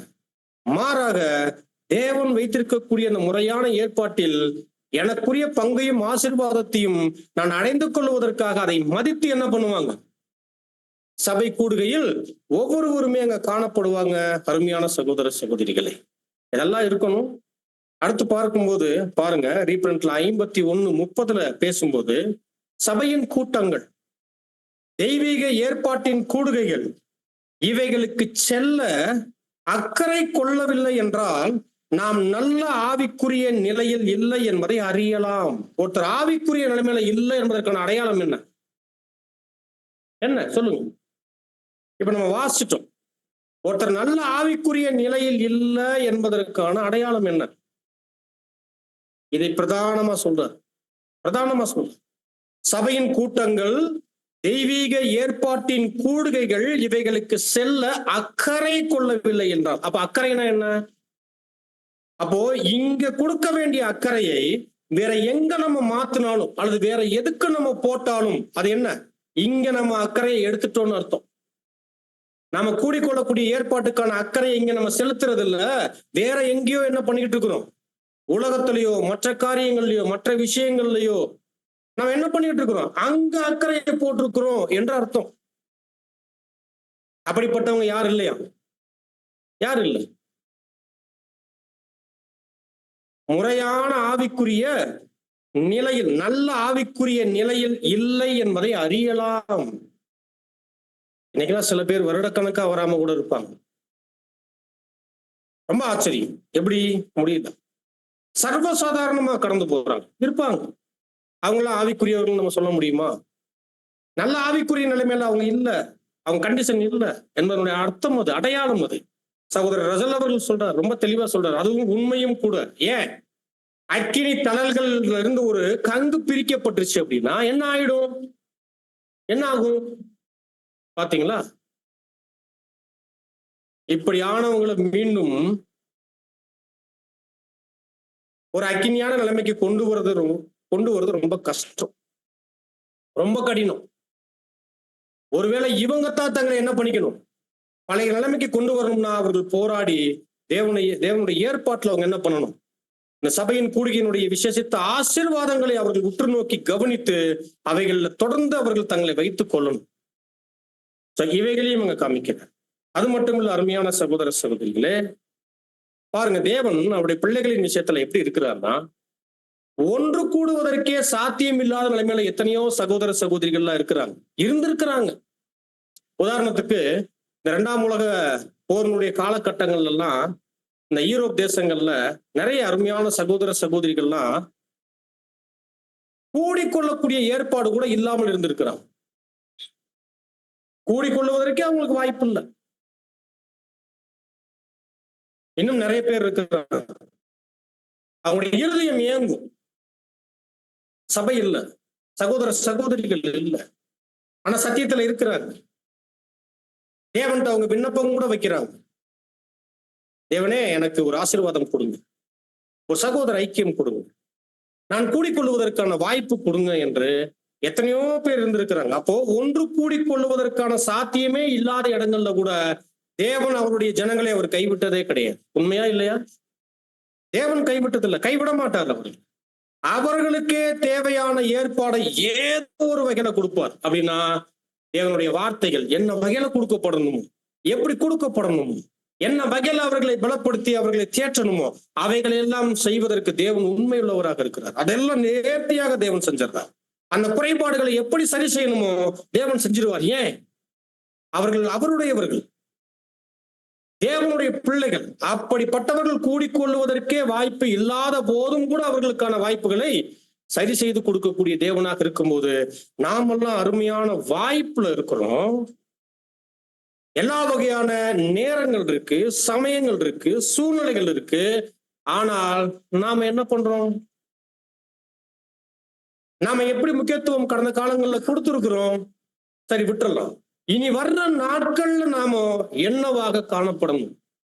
தேவன் வைத்திருக்கக்கூடிய இந்த ஏற்பாட்டுல நாம் எப்படி அந்த ஏற்பாட்டை கவனிக்கணும் என்பதைத்தான் இந்த எழுத்துக்கள்ல என்ன பண்றோம்? நாம பார்க்கக்கூடியவர்களாக அங்க இருக்கிறோம்.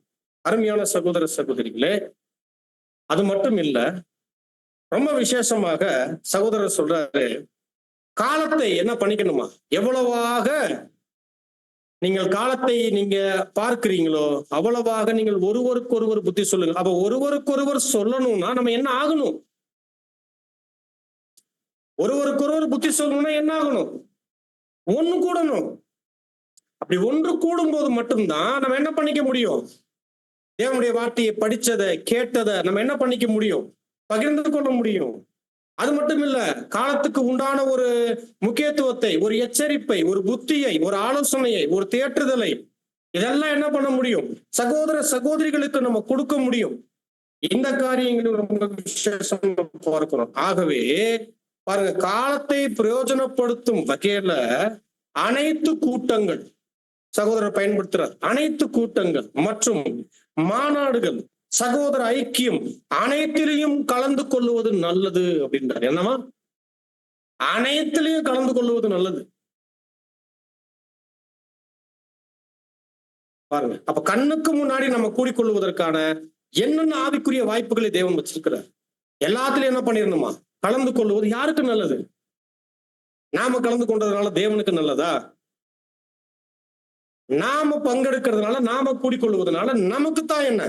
நமக்குத்தான் அது நல்லது என்று நம்ம விசேஷமா பாருங்க, தேவனுடைய ஜனங்கள் கூடிக்கொள்ளக்கூடிய ஏற்பாட்டுல என்ன ஒரு ஆசீர்வாதம் இருக்கு என்று காமிக்கிறார்னா, மல்கியா 3ஆம் அதிகாரத்துல 16வது வசனம் வாசிக்கலாம். நாமோ மல்கியா 3:16 நான் வாசிக்கிறேன்.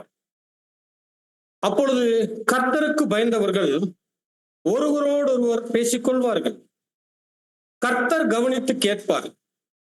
கர்த்தருக்கு பயந்தவர்களுக்காகவும் அவருடைய நாமத்தை தியானிக்கிறவர்களுக்காகவும் ஞாபக புஸ்தகம் ஒன்று அவருக்கு முன்பாக எழுதப்பட்டிருக்கிறது. என்னவா? இது எவ்வளவு அருமையான வார்த்தை தெரியுங்களா? அப்பொழுது கர்த்தருக்கு பயந்தவர்கள் ஒருவரோடு ஒருவர் பேசிக்கொள்வார்கள். என்ன பேசிக்குவாங்க? குறையா? புறணையா? தீமை பேச்சா? என்ன பேசுவாங்க? என்ன பேசினா கர்த்தர் கவனிப்பார். என்ன பேசினா கர்த்தர் கவனிப்பார். பாத்தீங்களா? பாருங்க, அப்பொழுது கர்த்தருக்கு பயந்தவர்கள், இங்க பேசுவதே யாரை பத்தி பேசிட்டு இருக்கிறார்? எல்லாரும் அல்ல. கர்த்தர் தம்முடையவர்களை அறிவார் என்கின்ற ஏற்பாட்டுல கர்த்தருக்கு பயப்படக்கூடிய தேவனுடைய பிள்ளைகளை பத்தி பேசிட்டு இருக்கு. கர்த்தருக்கு பயந்தவர்கள் ஒருவரோடு ஒருவர் பேசிக்கொள்வார்கள், கர்த்தர் கவனித்து கேட்பார். கர்த்தருக்கு பயந்தவர்களுக்காகவும் அவருடைய நாமத்தை தியானிக்கிறவர்களுக்காகவும் ஞாபக புஸ்தகம் ஒன்று அவருக்கு முன்பாக எழுதப்பட்டிருக்கிறது. அப்போ அவருக்கு முன்பாக எழுதப்பட்டிருக்கக்கூடிய புஸ்தகத்தில் யாருடைய பெயர்கள் எழுதப்பட்டிருக்கும்? கர்த்தருக்கு பயந்தவர்கள் ஒருவரோடு ஒருவர் பேசிக்கொள்ளக்கூடிய ஏற்பாட்டுல தேவன் கவனிக்கும் அளவுக்கு அவர்கள் சத்தியத்தை தியானித்து அவைகளை பேசுவாங்க, சத்தியம் பேசுவாங்க, பிரயோஜனமானவைகளை பேசுவாங்க, நலமானவைகளை பேசுவாங்க, வசனங்களை பேசுவாங்க. சரிங்களா? அதுக்குத்தான் என்னவா? சபை கூடுகை. சபை கூடுகை, ஒரு நாள் கூடுகை, மாநாடுகள், எங்கெல்லாம் சகோதரர்கள் இணைந்து கொள்ளக்கூடிய வாய்ப்பு இருக்கோ அங்கெல்லாம் என்ன? இதுதான். இதெல்லாம் நம்ம மத்தியில் நடக்கலன்னு சொல்ல முடியாது. ஆரம்ப காலங்கள்ல கவனிங்க, நம்ம ஒன்று கூடும்போது என்னதான் நம்ம பேசி இருந்திருக்கிறோம். எவ்வளவு ஆச்சரியமான சத்தியங்கள், பகிர்ந்து கொள்ளுதல்கள், எவ்வளவு வைராக்கியமான விஷயங்கள், எவ்வளவு தியானத்தின் வெளிப்பாடுகள், வசனத்தினுடைய கருத்துக்கள், எவ்வளவு நம்ம பேசியிருக்கிறோம். எத்தனை இரவுகள், எத்தனை சமயங்கள்ல, மாநாடுகள்ல நம்ம பேசியிருப்போம். இல்லை என்று சொல்ல முடியுமா? ஆனா இப்போ தற்காலம் இருக்கா? அப்படி இருந்தா சந்தோஷம்.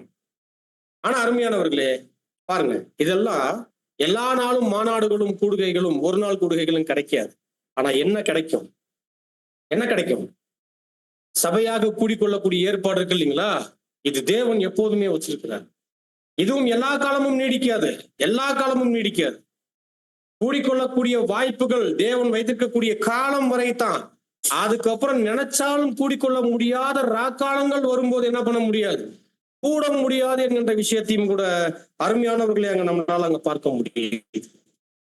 ஆகவே அருமையான சகோதர சகோதரிகளே, இந்த வசனத்தின் அடிப்படையில நாம் அனைவரும் அனைத்து தேவனுடைய ஜனங்களும் கூடிக்கொள்ளக்கூடிய ஏற்பாட்டுல விசேஷமா சபை கூடி வருதல்ல நம்ம என்ன பண்ணிக்கணும்? இந்த ஆசீர்வாதத்தை நம்ம பயன்படுத்திக் கொள்வது ரொம்ப ரொம்ப முக்கியமான ஒன்று. இன்னும் சில பேர் இருக்கிறாங்க, சபைக்கான முக்கியத்துவமே கொடுக்காமல் என்ன பண்ணுவாங்கன்னா, நான் எங்க வேணாலும் போய்க்குவேன்னு இருப்பாங்க. ஆக்சுவலி இது அரேஞ்ச்மெண்ட் பத்தி பேசிட்டு இருக்குது வசனம். என்ன பேசிக்கிட்டு இருக்கு? தூத்துக்குடி எக்லீசியானா என்ன? இந்த பகுதியில் இருக்கக்கூடிய சகோதர சகோதரிகள் கூடிக்கொள்ளக்கூடிய ஏற்பாடு. நான் இங்க அங்க வைக்க மாட்டேன், நான் எங்க வேணாலும் வச்சுக்குவேன். அங்க போகும்போது அங்கமா மாறிடுவேன், இந்த ஊருக்கு போகும்போது இங்க அங்கமா மாறிடுவேன். அப்படி இல்லை. எல்லாரும் சகோதர சகோதரிகள் தான். ஆனால் சபையாராக கூடிக்கொள்ளுதல் என்றால் என்ன? அந்தந்த பகுதிகளில் இருக்கக்கூடிய தேவனுடைய ஜனங்கள் ஒன்று கூடிக்கொள்ளுவதற்கான ஒரு தெய்வீக ஏற்பாடு வச்சிருக்கிறார் இல்லைங்களா? அதுதான் விஷயம். ஏன் இந்த வார்த்தையை பயன்படுத்துறோம்னா, ஒரு சகோதரன் கேட்கிறார், ஒரு சபையில தான் ஒரு அங்கம் வைக்கணும்னு எங்க இருக்கு? அப்படி எங்கேயுமே கிடையாது, நான் எங்க வேணாலும் போய்க்குவேன் அப்படின்னு சொல்றாரு. அப்படின்னா அவர் எந்த சபையினுடைய ஒரு ஒழுங்குமுறைக்கும் ஒரு தெய்வீக காரியத்திற்கும் ஒரு ஏற்பாட்டின் கீழே ஒரு அங்கமாக அவர் இருப்பதற்கு விருப்பமற்றவர். இப்ப அவர் என்ன ஆயிட்டு இருக்கிறார்? அல்லது என்னதான் ஆக முடியும் அப்படின்னா, அவர் அப்படியே சுத்திக்கிட்டு தான் இருக்க முடியும். இது போல ஒருவர் இருவர் இல்ல, நிறைய பேர் இருக்கிறாங்க. ஆனா தேவன் கிருபையா என்ன பண்ணிருக்கிறார்னா, நம்மளை எல்லாம் இந்த வாய்ப்புல வைத்திருக்கும் போது இந்த வாய்ப்பை என்ன பண்ணிக்கணும்? தொடர்ந்து முறையாக நம்ம பார்த்து இதனுடைய ஆசீர்வாதங்களை நாம கவனிக்கக்கூடியவர்களாக அங்க இருக்கும். அது மட்டும் இல்ல அருமையானவர்களே, பாருங்க அடுத்து சொல்றாரு, பரிசுத்தவான்களின் கூடுகைகள் அனைத்தும் மேலான ஆசீர்வாதங்களும் நன்மைகளும் பயனுள்ளதும் பலப்படத்தக்கதும் நமக்கு அனுகூலமானவைகளாக இருக்கும். என்னவா? பரிசுத்தவான்களின் கூடுகைகள் என்னவா? பரிசுத்தவான்களின் கூடுகைகள் அனைத்தும் மேலான ஆசீர்வாதங்கள், நன்மைகள், பலன்கள், பலப்படுதல், அனுகூலம் எல்லாமே இதுலதான் இருக்குது. அப்ப நம்ம இதெல்லாம் என்ன ஆகணும்? எதுல பலவீனப்பட்டிருக்கிறோமோ, எதுல குறைந்து இருக்கிறோமோ, அப்ப அதெல்லாம் வளர்ந்து கொள்வதற்கு எதுவா என்ன பண்ணிக்கணும்? சபையின் கூடுகையில் நம்ம காணப்படுவது ரொம்ப முக்கியமான ஒரு விஷயம்.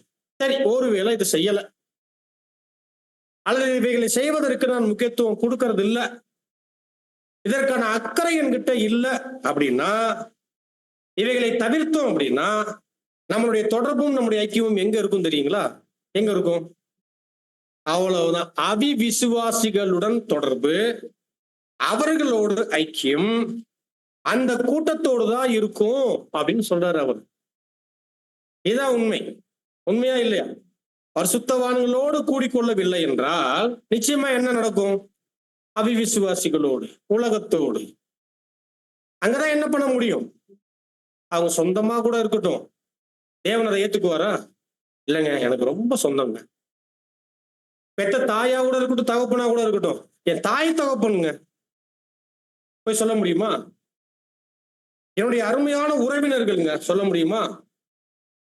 ஒரு காரியம் சொல்ல முடியாது. ஒரு காரியம் சொல்ல முடியாது. அப்ப அருமையானவர்களே, தெய்வீக சபை சார்ந்த கூடுகைகள் ஒருவேளை ஒருவரால் புறக்கணிக்கப்படும் போது அவர்கள் எங்க காணப்படுறாங்கன்னா அவிவிசுவாசிகளோடு, உலகத்தோடு, இப்படித்தான் அவங்க காணப்படுறாங்க என்று காண்பிக்கப்படும் போது இது நம்ம கொஞ்சம் பயந்து என்ன பண்ணணும்?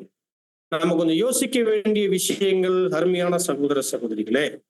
அது மட்டும் இல்ல, சபையாராக கூடிக்கொள்ளக்கூடிய ஏற்பாட்டுல இன்னும் சில அருமையான விஷயங்கள் வைக்கிறார் தேவன்.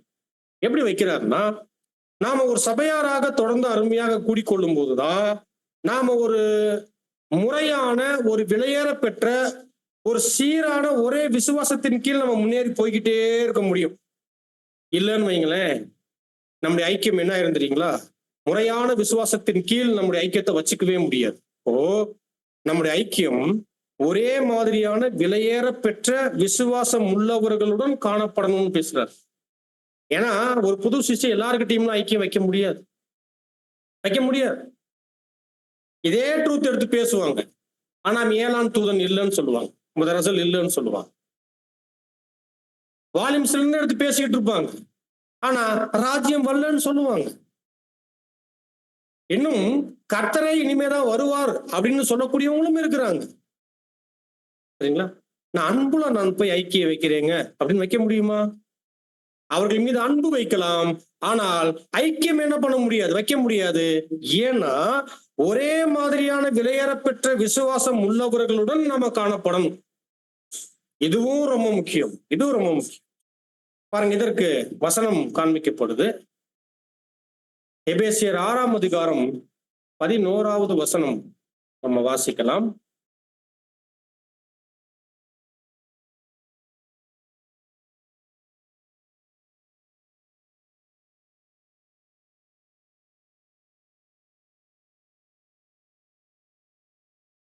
நான் வாசிக்கிறேன். எபேசியர் 6:11. நீங்கள் பிசாசின் தந்திரங்களோடு எதிர்த்து நிற்க திராணி உள்ளவர்களாகும்படி தேவனுடைய சர்வாயுத வர்க்கங்களையும் தரித்துக் கொள்ளுங்கள். என்னவா இந்த சர்வாயுத வர்க்கம் என்னன்னு தெரியும். இன்னைக்கெல்லாம் ரொம்ப வஞ்சகமா தான் என்ன வரும், சத்தியத்திற்கு நேர் எதிரான கருத்துக்கள், தெய்வீக ஒழுங்குமுறைகளுக்கு நேர் எதிரான காரியங்கள் என்று ரொம்ப தந்திரமா தான் உள்ள வரும், ரொம்ப கவர்ச்சியா தான் உள்ள வரும், ரொம்ப ஏற்புடையதாக தான் உள்ள வரும், அல்லது அனைவரும் செவி சாய்க்கும்படியாக தான் உள்ள வரும். ஆனா நம்ம என்ன பண்ணிக்கணுமா, பிசாசின் தந்திரங்களுக்கு எதிர்த்து நிற்கும்படியாக சர்வாயுத வர்க்கத்தை தரிச்சுக்கணும். அப்ப சர்வாயுத வர்க்கத்தை தரித்து கொள்ளக்கூடிய முறையான ஏற்பாடு எங்க நடக்கும்? இங்கதான் நடக்கும். சபை கூடுகையில வரும்போது என்ன பண்ணிக்க முடியும்? இந்த ஒரே விசுவாசத்தின் கீழ் அந்த சர்வாயுத வர்க்கத்தை என்ன பண்ணிக்க முடியும்? ஒருவேளை எனக்கு நீங்கள் சரியா அதை என்ன பண்ண முடியும், ஹெல்ப் பண்ணி போட்டு விட முடியும், நான் உங்களுக்கு போட்டு விட முடியும். இப்படியாக இந்த காரியங்கள் எல்லாம் எப்படி இருக்கும்? நேர்த்தியான ஒரு ஏற்பாட்டின் கீழே, ஒரு விசுவாசத்தின் கீழே என்ன பண்ணிக்க முடியும், நம்ம காணப்பட முடியும். இப்படியாகவும் கூடிக்கொள்ள வேண்டும், சும்மாவும் கூடிட முடியாதுன்றதை காமிக்கிறார். அது எல்லாரோடும் கூடிக்கொள்ள முடியாதுன்றதையும் காமிக்கிறார். அப்படி கூடிக்கொள்ளவும் கூடாது என்பதையும் இங்க ரொம்ப விசேஷமா காமிக்கிறார். ஆனா இன்னைக்கு பார்க்கும்போது இதெல்லாம் ஏன் சொல்றேன் அப்படின்னா, இந்த காலகட்டங்கள்ல யூடியூப் பார்க்கும்போது நிறைய மாறுபட்ட விசுவாசம் உடையவர்கள், தேவன் எதிர்க்கக்கூடிய அருமையான நேர்த்தியான ஏற்பாடுகளுக்கு எதிராக இருக்கக்கூடியவங்கள என்ன பண்ணிட்டு இருக்கிறாங்க, நிறைய யூடியூப்ல இன்னைக்கு வருது. அதையெல்லாம் பார்த்து லகித்து சந்தோஷப்பட்டு அதுல மெச்சிக்கொண்டு என்ன பண்றாங்க, அவைகளுக்கு முக்கியத்துவம் கொடுக்கக்கூடியவங்களும் நிறைய பெருகிட்டு இருக்கிறாங்க. ஆனா அவருடைய வஞ்சனைகள் தெரியாது. அப்போ அவைகள்ல இருந்து நம்ம காக்கப்படணும் அப்படின்னா, நம்மளை சரியாக நிலைநிறுத்திக் கொள்ளணும் அப்படின்னா, தேவன் நமக்கு வைத்திருக்கக்கூடிய அந்த ஒவ்வொரு சபையின் கூடுகைகள், அந்த கூட்டங்கள் என்கின்ற அந்த ஏற்பாட்டுல நம்ம என்ன பண்ணிக்கணும், நம்மளை நாம் வைத்துக் கொள்வது ரொம்ப ரொம்ப முக்கியமான ஒரு விஷயம். அருமையான சகோதர சகோதரிகளே, ஏன் அப்படின்னா இங்க கூடிக்கொள்ளக்கூடிய கூட்டமானது இது உலகமோ மாம்சமோ பிசாசு ஆகிய இந்த மூன்றும் கூடிக்கொள்ளக்கூடிய கூட்டம் அல்ல. மாறாக இந்த மூன்றுக்கும் எதிராக போராடி அவைகளை ஜெயம் கொள்ளுவதற்காக பரிசுத்தவான்களாக கூடிக்கொள்ளக்கூடிய ஒரு கூடுகையாக தேவன் அவர்களுக்காக வச்சிருக்கிறார். சரிங்களா? நம்மெல்லாம் இவைகளுக்கு எதிரானவர்கள். உலகம், மாம்சம், பிசாசு. மாம்சம் எங்க இருக்கு? நம்ம மாம்சம் தான். அப்போ உலகம், மாம்சம், பிசாசு இவைகள் கூடிக்கொள்ளக்கூடிய கூட்டம் அல்ல. அப்படின்னா இவைகளுக்கு எதிராக ஜெயம் எடுக்கக்கூடிய வகுப்பாராக பரிசுத்தவான்களாக கூடிக்கொள்ளக்கூடிய ஒரு கூடுகையின் ஏற்பாடாக தேவன் அங்க வைத்திருக்கிறார் என்பதை அங்க காமிக்கிறார். அருமையான சகோதர சகோதரிகளே, இது ஆவியினால் ஜெனிப்பிக்கப்பட்டவர்களுக்கான ஆசீர்வாதம் என்று இதையும் அங்க சொல்றார். என்னவா? ஆவியினால் ஜெனிப்பிக்கப்பட்டவர்களுக்கான ஆசீர்வாதம். அப்போ நீங்களும் நானும் ஆவியினால் ஜெனிப்பிக்கப்பட்டிருக்கிறோம் அப்படின்னா நமக்கான ஆசீர்வாதம் என்ன? சபையின் கூடுகை, தேவ ஜனங்களின் ஐக்கியம், அந்த உறவு என்பது ரொம்ப ரொம்ப முக்கியமான ஒன்று. பாருங்க, இதற்கு வசனம் கொடுக்கிறாரு. எபிரேயர் 10ஆம் அதிகாரம் 26வது வசனம்.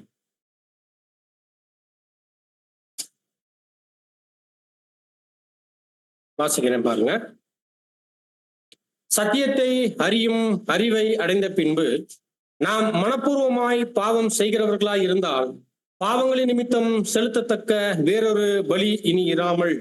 அப்ப இங்க என்ன காமிக்கிறார் அப்படின்னா, அருமையானவர்களே, ஆவியினால் ஜெனிப்பிக்கப்பட்டவர்களுக்கான ஆசீர்வாதம் தான் சபையின் கூடுகை. ஆகவே இங்க உலகமோ மாம்சமோ பிசாசோ கூடிக்கொள்ளக்கூடிய கூட்டம் இது அல்ல என்று சொல்லும்போது, மாறாக யார் இவங்க கூடிக்கொள்ளக்கூடியவங்க? யார்? நீதிமான்களாக்கப்பட்டு பரிசுத்தமாக்கப்பட்டவர்கள் ஒன்று கூடும் கூட்டம். ரீப்ரின் 24:06 சொல்றார். என்னவா? நீதிமான்களாக்கப்பட்டு பரிசுத்தமாக்கப்பட்டவர்கள் ஒன்று கூடிக்கொள்ளக்கூடிய கூட்டம். அதுதான் வசனம் 19 இருந்து பார்த்தோம். எபிரேயர் 10:19 இருந்து பார்த்தோம்னா, நம்ம எப்படி தெரிந்து கொள்ளப்பட்டு நாம் எங்க வந்திருக்கிறோம், நாம் யாரை பின்பற்றும்படி வந்திருக்கிறோம், எங்க பிரவேசிச்சிருக்கிறோம் என்கின்ற வசனத்தை எல்லாம் பவுல் பேசியிருப்பார். ஆகவே நாம் நீதிமான்களாக்கப்பட்டு பரிசுத்தமாக்கப்பட்டு நாம் என்னாக்கப்பட்டிருக்கிறோம்? ஆமா, ஜெனிப்பிக்கப்பட்டவர்களாக நாம கூட்டி சேர்க்கப்பட்டிருக்கிறோம். அப்போ இந்த இடத்துல எதற்கு இடம் இல்லை? சத்தியத்திற்கு நேர் எதிரான நிலைகளுக்கான இடங்கள் அல்ல என்கின்ற இந்த காரியங்களும் அங்க காண்பிக்கப்படுது. சரி, ஓகே, இதெல்லாம் எதற்காக? மீண்டும் ஒரு கேள்வியோடு நம்ம போகும்போது, இதெல்லாம் எதற்காக? ஏன் எப்போதும் ஒன்றாக ஒன்றாக ஒன்றாக என்கின்ற காரியம் ஏன் வசனத்துல காண்பிக்கப்படுது? சபை கூடி வருதலை, கூடி வருதல், கூடி வருதல்னா என்ன? ஒன்றாக வருதல் என்று நம்ம பார்க்கிறோம். அப்ப சபை ஒன்றாக கூடி வருதல் என்பது எதற்காக என்று மீண்டும் நம்ம போட்டோம் அப்படின்னா, மீண்டும் சொல்றாரு அவரு, தீர்க்க தரிசனங்களை நம்ம காலத்துக்கு உண்டான வகைகளில் நம்ம என்ன பண்ணுமா? படிப்பதற்கு, கேட்பதற்கு, பார்ப்பதற்காக. அதே போல ஒழுக்க கோட்பாட்டை, என்னவா ஒழுக்க கோட்பாடு? ஒழுக்க கோட்பாடுன்னா புரியுதுங்களா? ஒரு புது சிருஷ்டிக்கு ஒழுங்கின் ஏற்பாடுகள் எங்க இருக்கு? புது சிருஷ்டினா நம்ம தான், நமக்குத்தான் என்ன ஒழுங்கு அதாவது ஒழுங்கின் கோட்பாடுகள் என்ன பண்ணப்பட்டிருக்கு? கொடுக்கப்பட்டிருக்கு. அப்போ இதையும் காமிக்கிறார். நம்முடைய தனிப்பட்ட விஷயத்துல, குடும்ப விஷயத்துல, கடமைகள் விஷயத்துல, சபையில எல்லாத்துலயுமே ஒரு ஒழுக்க கோட்பாடு. பாருங்க, அடுத்து போதனைகள் ரொம்ப முக்கியமா இவைகள். அப்போ தீர்க்க தரிசனம், அதே சமயத்துல ஒழுக்க கோட்பாடுகள், போதனைகள், இவைகளுடைய வளர்ச்சிக்காக என்ன பண்ணிக்கணுமா? நம்ம கூடிக்கொள்ளணுமா? அதே போல கேள்விகள் கேட்பதற்காக கூடிக்கொள்ளணும். கேள்விகள்னா என்ன? கேள்விகள்னா என்ன? சத்தியத்தை இன்னும் ஆழமாக புரிந்து கொள்வதற்கு ஏதுவாக கேள்விகளை கேட்டுக்கொள்ளும்படியாக, அதே சமயத்துல படித்த கருத்துக்களை பகிர்ந்து கொள்ளுவதற்காக என்ன பண்ணுமா? படித்த கருத்துக்களை பகிர்ந்து கொள்ளுவதற்காக, அவைகளை வெளிப்படுத்துவதற்காக, மற்றவர்களை ஊக்கப்படுத்துவதற்காக என்ன பண்ணணுமா? இந்த சபையின் கூடுகை என்பது காணப்பட வேண்டும் என்று சொல்றார். இதெல்லாம் முறையா நடக்கும்போது ஆவிக்குரிய விஷயத்துல ஒருத்தர் பரஸ்பர முன்னேற்றத்துல அவர் காணப்படுவார். என்னது? ஒருவர் தொடர்ந்து இந்த சபையின் கூடுகையினுடைய அனைத்து வகையான காரியங்களை புரிந்து ஒருத்தர் நேர்த்தியா ஓடிட்டு இருக்கிறார் அப்படின்னா, அவர் அவருடைய ஆவிக்குரிய விஷயத்துல பரஸ்பர முன்னேற்றத்துல இருக்கிறார் என்ற அர்த்தம். அப்படின்னா என்ன? Gradual process. அவர் தொடர்ந்து வளர்ந்து கொண்டே போறார், தொடர்ந்து வளர்ந்து கொண்டே போறார் என்கின்ற விஷயம் அங்க ரொம்ப தெளிவா அங்க கொடுக்கிறார். அப்படின்னா நம்ம எப்படி இருக்கணும்?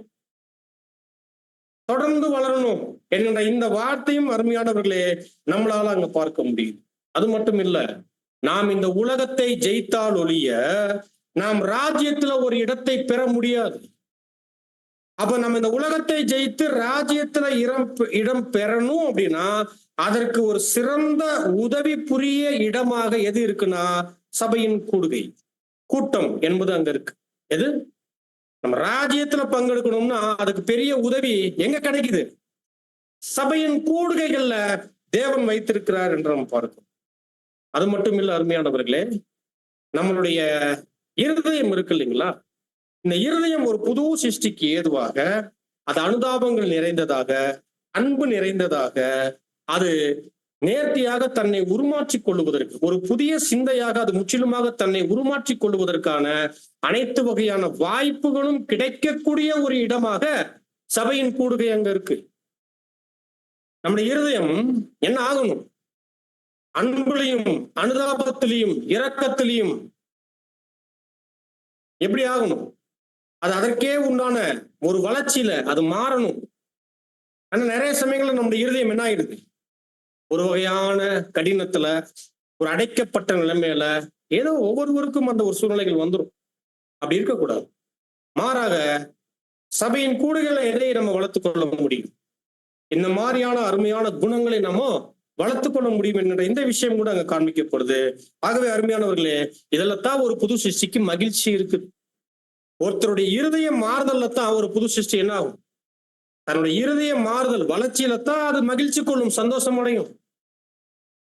மாறாக அதனுடைய மாம்ச இருதயம் விரும்புவது நடக்கும் போது அதுல மகிழ்ச்சி கொள்ளாது. மாறாக ஒரு புதிய சிந்தையினுடைய வளர்ச்சி மாறுதல்ல அது மகிழ்ச்சியோடு காணப்படும். அது நடக்கலாட்டினா அன்னைக்கு ஒரு புதிய சிருஷ்டிக்கு என்ன இருக்காது? மகிழ்ச்சி இருக்காது. அப்படின்னா யோசிச்சு பாருங்க.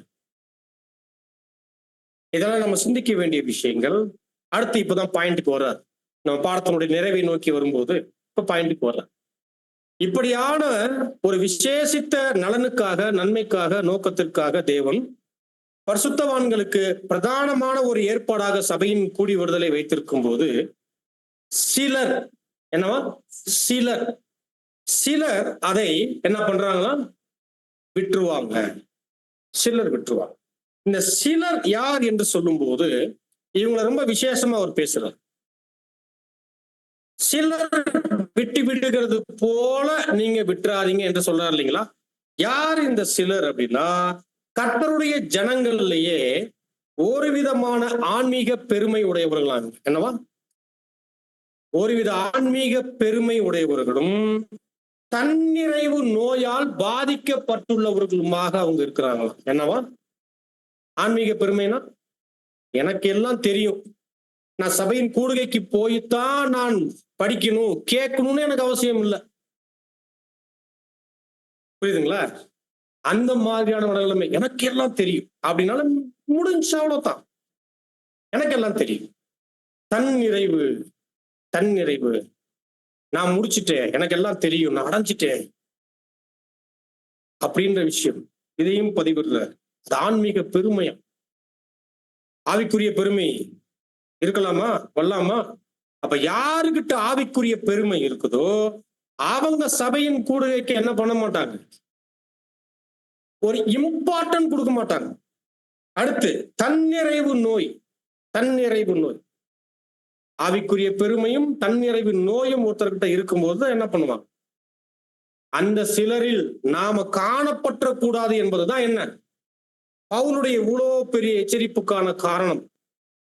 நமக்கு முன்பாக ஜீவனும் இருக்கு, சாபமும் இருக்கு.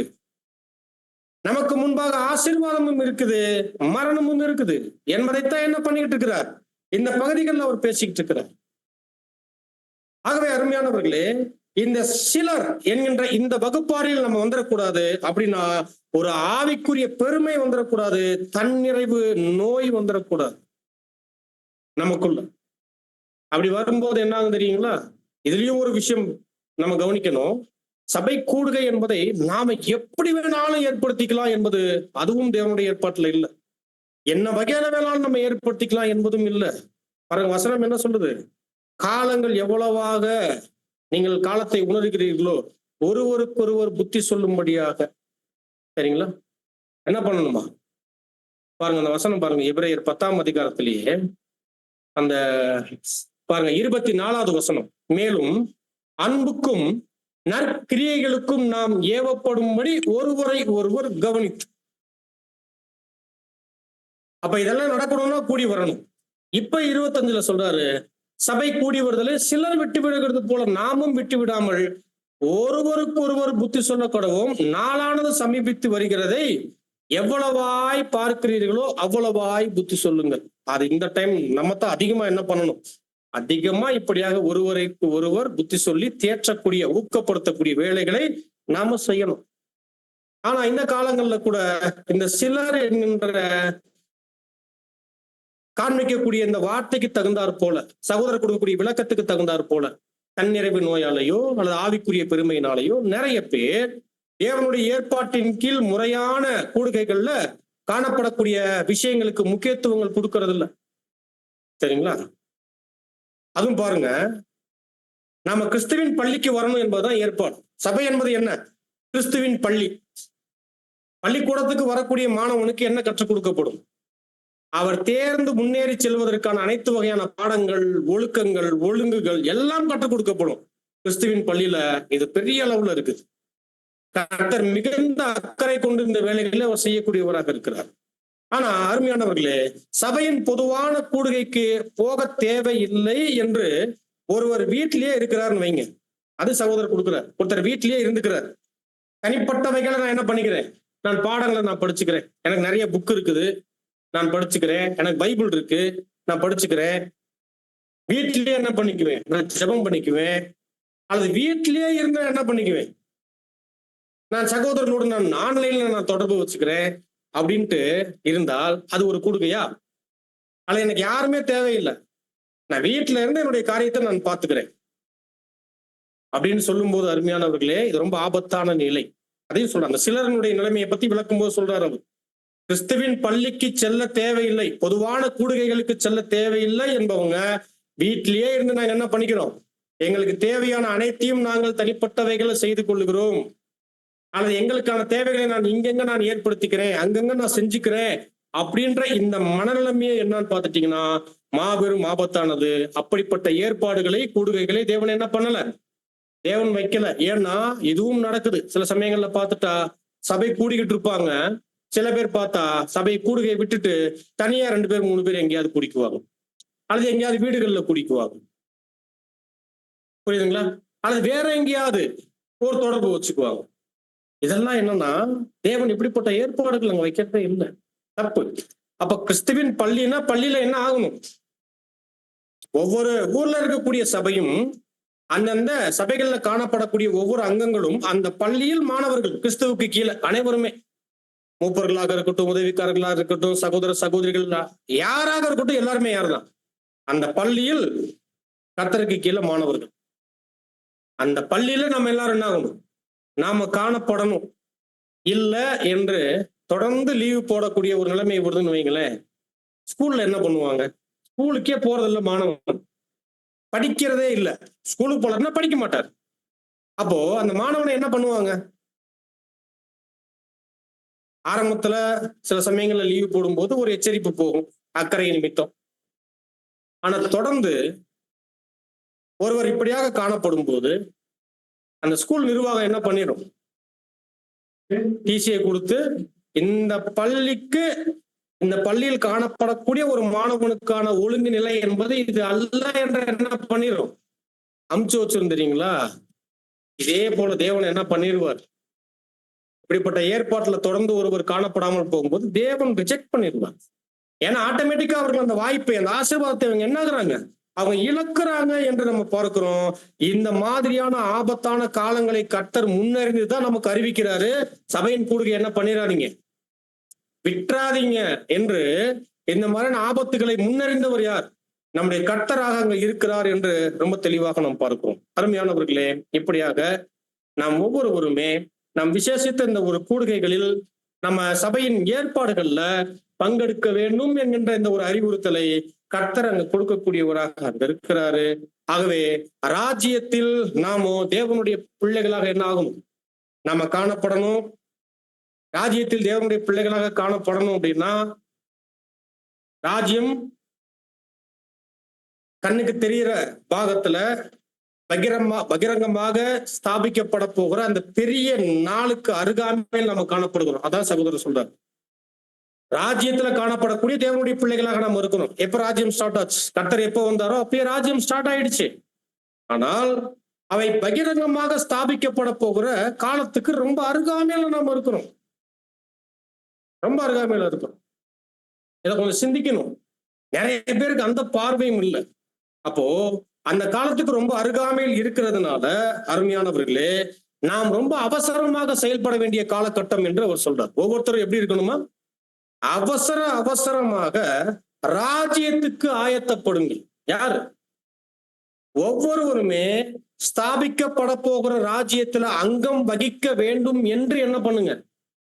ஸ்தாபிக்கப்பட போகிற ராஜ்யத்தில் அங்கம் வகித்தல்னா என்ன? உலக ஜனங்களில் ஒருவராக இல்ல. ஸ்தாபிக்கப்பட போகிற ராஜ்யத்துல கர்த்தரோடு இணைந்து இந்த உலகத்தை ஆசீர்வதிப்பதற்கான அழைப்பை தான் நம்ம என்ன பண்ணியிருக்கிறோம், பெற்றிருக்கிறோம். அப்போ அந்த ராஜ்யத்துல நம்ம என்ன ஆகணும்? நாம ஒரு அங்கம் வகிப்பதற்காக நம்ம அவசரமாக செயல்பட வேண்டிய காலகட்டம். ஏன்? காலம் இல்ல, அருகாமையில் வந்துருச்சு. அநேக தீர்க்க தரிசனங்கள் நிறைவேறி முடிஞ்சிருச்சு. சரிங்களா? ராஜ்யம் ஸ்டார்ட் ஆகி எவ்வளவு வருஷம் ஆயிடுச்சு? 140 வருஷத்தை கடந்து போயிட்டு இருக்குது. இன்னமும் நாம ஒரு மந்தமான நிலைமைகளில் காணப்பட்டால், அவசரம் இல்லாமல் இருந்தால், வாய்ப்பை இழந்துட்டோம்னா நம்மை போல பரிதபிக்கப்படத்தக்கவர்கள் வேற யாருமே இல்லை. ஆகவே அவசரமாக செயல்பட, நாம் ராஜ்யத்திற்கு ஆயத்தப்பட, இந்த கிறிஸ்தவ கூட்டுறவு அதற்கான வாய்ப்புகள் இது நமக்கு மிகவும் விலையேற பெற்றதுன்ற பதிவை வைக்கிறது. என்னவா? இந்த கிறிஸ்தவ கூட்டுறவு, சபையின் கூடுகை, இந்த கூடி வருதல், இதுதான் நமக்கு என்னவா பெரிய வாய்ப்பு, விலை மதிப்பில்லாத வாய்ப்பு என்று அவர் சொல்றார். பயன்படுத்திக்கணும். அடுத்து பாருங்க அருமையானவர்களே, உலகத்தின் செல்வாக்குகள் இந்த கூடுகையை நம்முடைய வாழ்க்கையிலிருந்து தடை பண்ணுவதற்கு ஏதுவாக நம்ம வைத்துக் கொள்ளக்கூடாது அப்படின்றார். பாருங்க, உலகத்தின் செல்வாக்குகள் நம் மீது காணப்படாதபடிக்கு அதற்கு எதிரான செல்வாக்கை நாம் உடையவர்களாய் இருக்க, அதை கர்த்தருடைய ஜனங்களுடன் ஐக்கியம் தொடர்பு கொள்வதன் மூலம் தேட வேண்டும். அப்படின்னா என்னவா? நாம் உலகத்தின் மீது ஆதிக்கம் செலுத்த, அந்த ஆதிக்கத்தை உடையவர்களாக இருக்கும்படி அந்த ஆதிக்கத்தை எங்கதான் தேடிக்கணுமா? சபையின் ஜனங்களுக்கு மத்தியில் அந்த கூடுகைகளை நம்ம தேடிக்கொண்டு அந்த ஆதிக்கத்தை நம்ம பெற்றுக்கொண்டோம் என்றால் நாம என்ன பண்ணிடலாம்? உலகத்தின் மீது, மாம்சத்தின் மீது நாம என்ன பண்ணலாம்? நாம ஆதிக்கம் செலுத்தி நாம ஒரு வெற்றி காணலாம். இல்லாட்டினா என்ன ஆயிரும்? அந்த ஆதிக்கம் நம் மீது செலுத்த ஆரம்பிச்சிடும். அப்போ சபையின் கூடுகைகள்ல பங்கெடுக்கவில்லை என்றால் நிச்சயமாக எது நம்மளை ஆதிக்கம் செலுத்த ஆரம்பிச்சிடும்? உலகம், மாம்சம், பிசாசு. இதனுடைய ஆளுகைக்கு கீழே என்ன ஆயிடுவோம்? நம்ம படிப்படியாக போயிடுவோம் என்று நம்ம பார்க்கிறோம். பாருங்க எவ்வளவு இந்த சபையின் கூடுகை எவ்வளவு முக்கியமானது என்பதை நம்ம பார்க்கிறோம். ரொம்ப முக்கியமா அருமையானவர்களே, கர்த்தருடைய சம்பத்துக்கள் இவைகளை கர்த்தர் என்ன பண்ணிக்கிட்டு இருக்கிறார்? கூட்டி சேர்த்து கொண்டு வருகிறார். 1878 இருந்து இந்த சம்பத்துக்கள் என்னாக்கப்பட்டுக்கிட்டு இருக்கு? கூட்டி சேர்க்கப்பட்டுக்கிட்டு இருக்கு. நீங்களும் நானும் எப்படியாவது அந்த சம்பத்தாக மாறிடணும். கர்த்தருடைய சம்பத்தாக மாறிடணும். மாறணும்னா என்ன பண்ணிடணும்?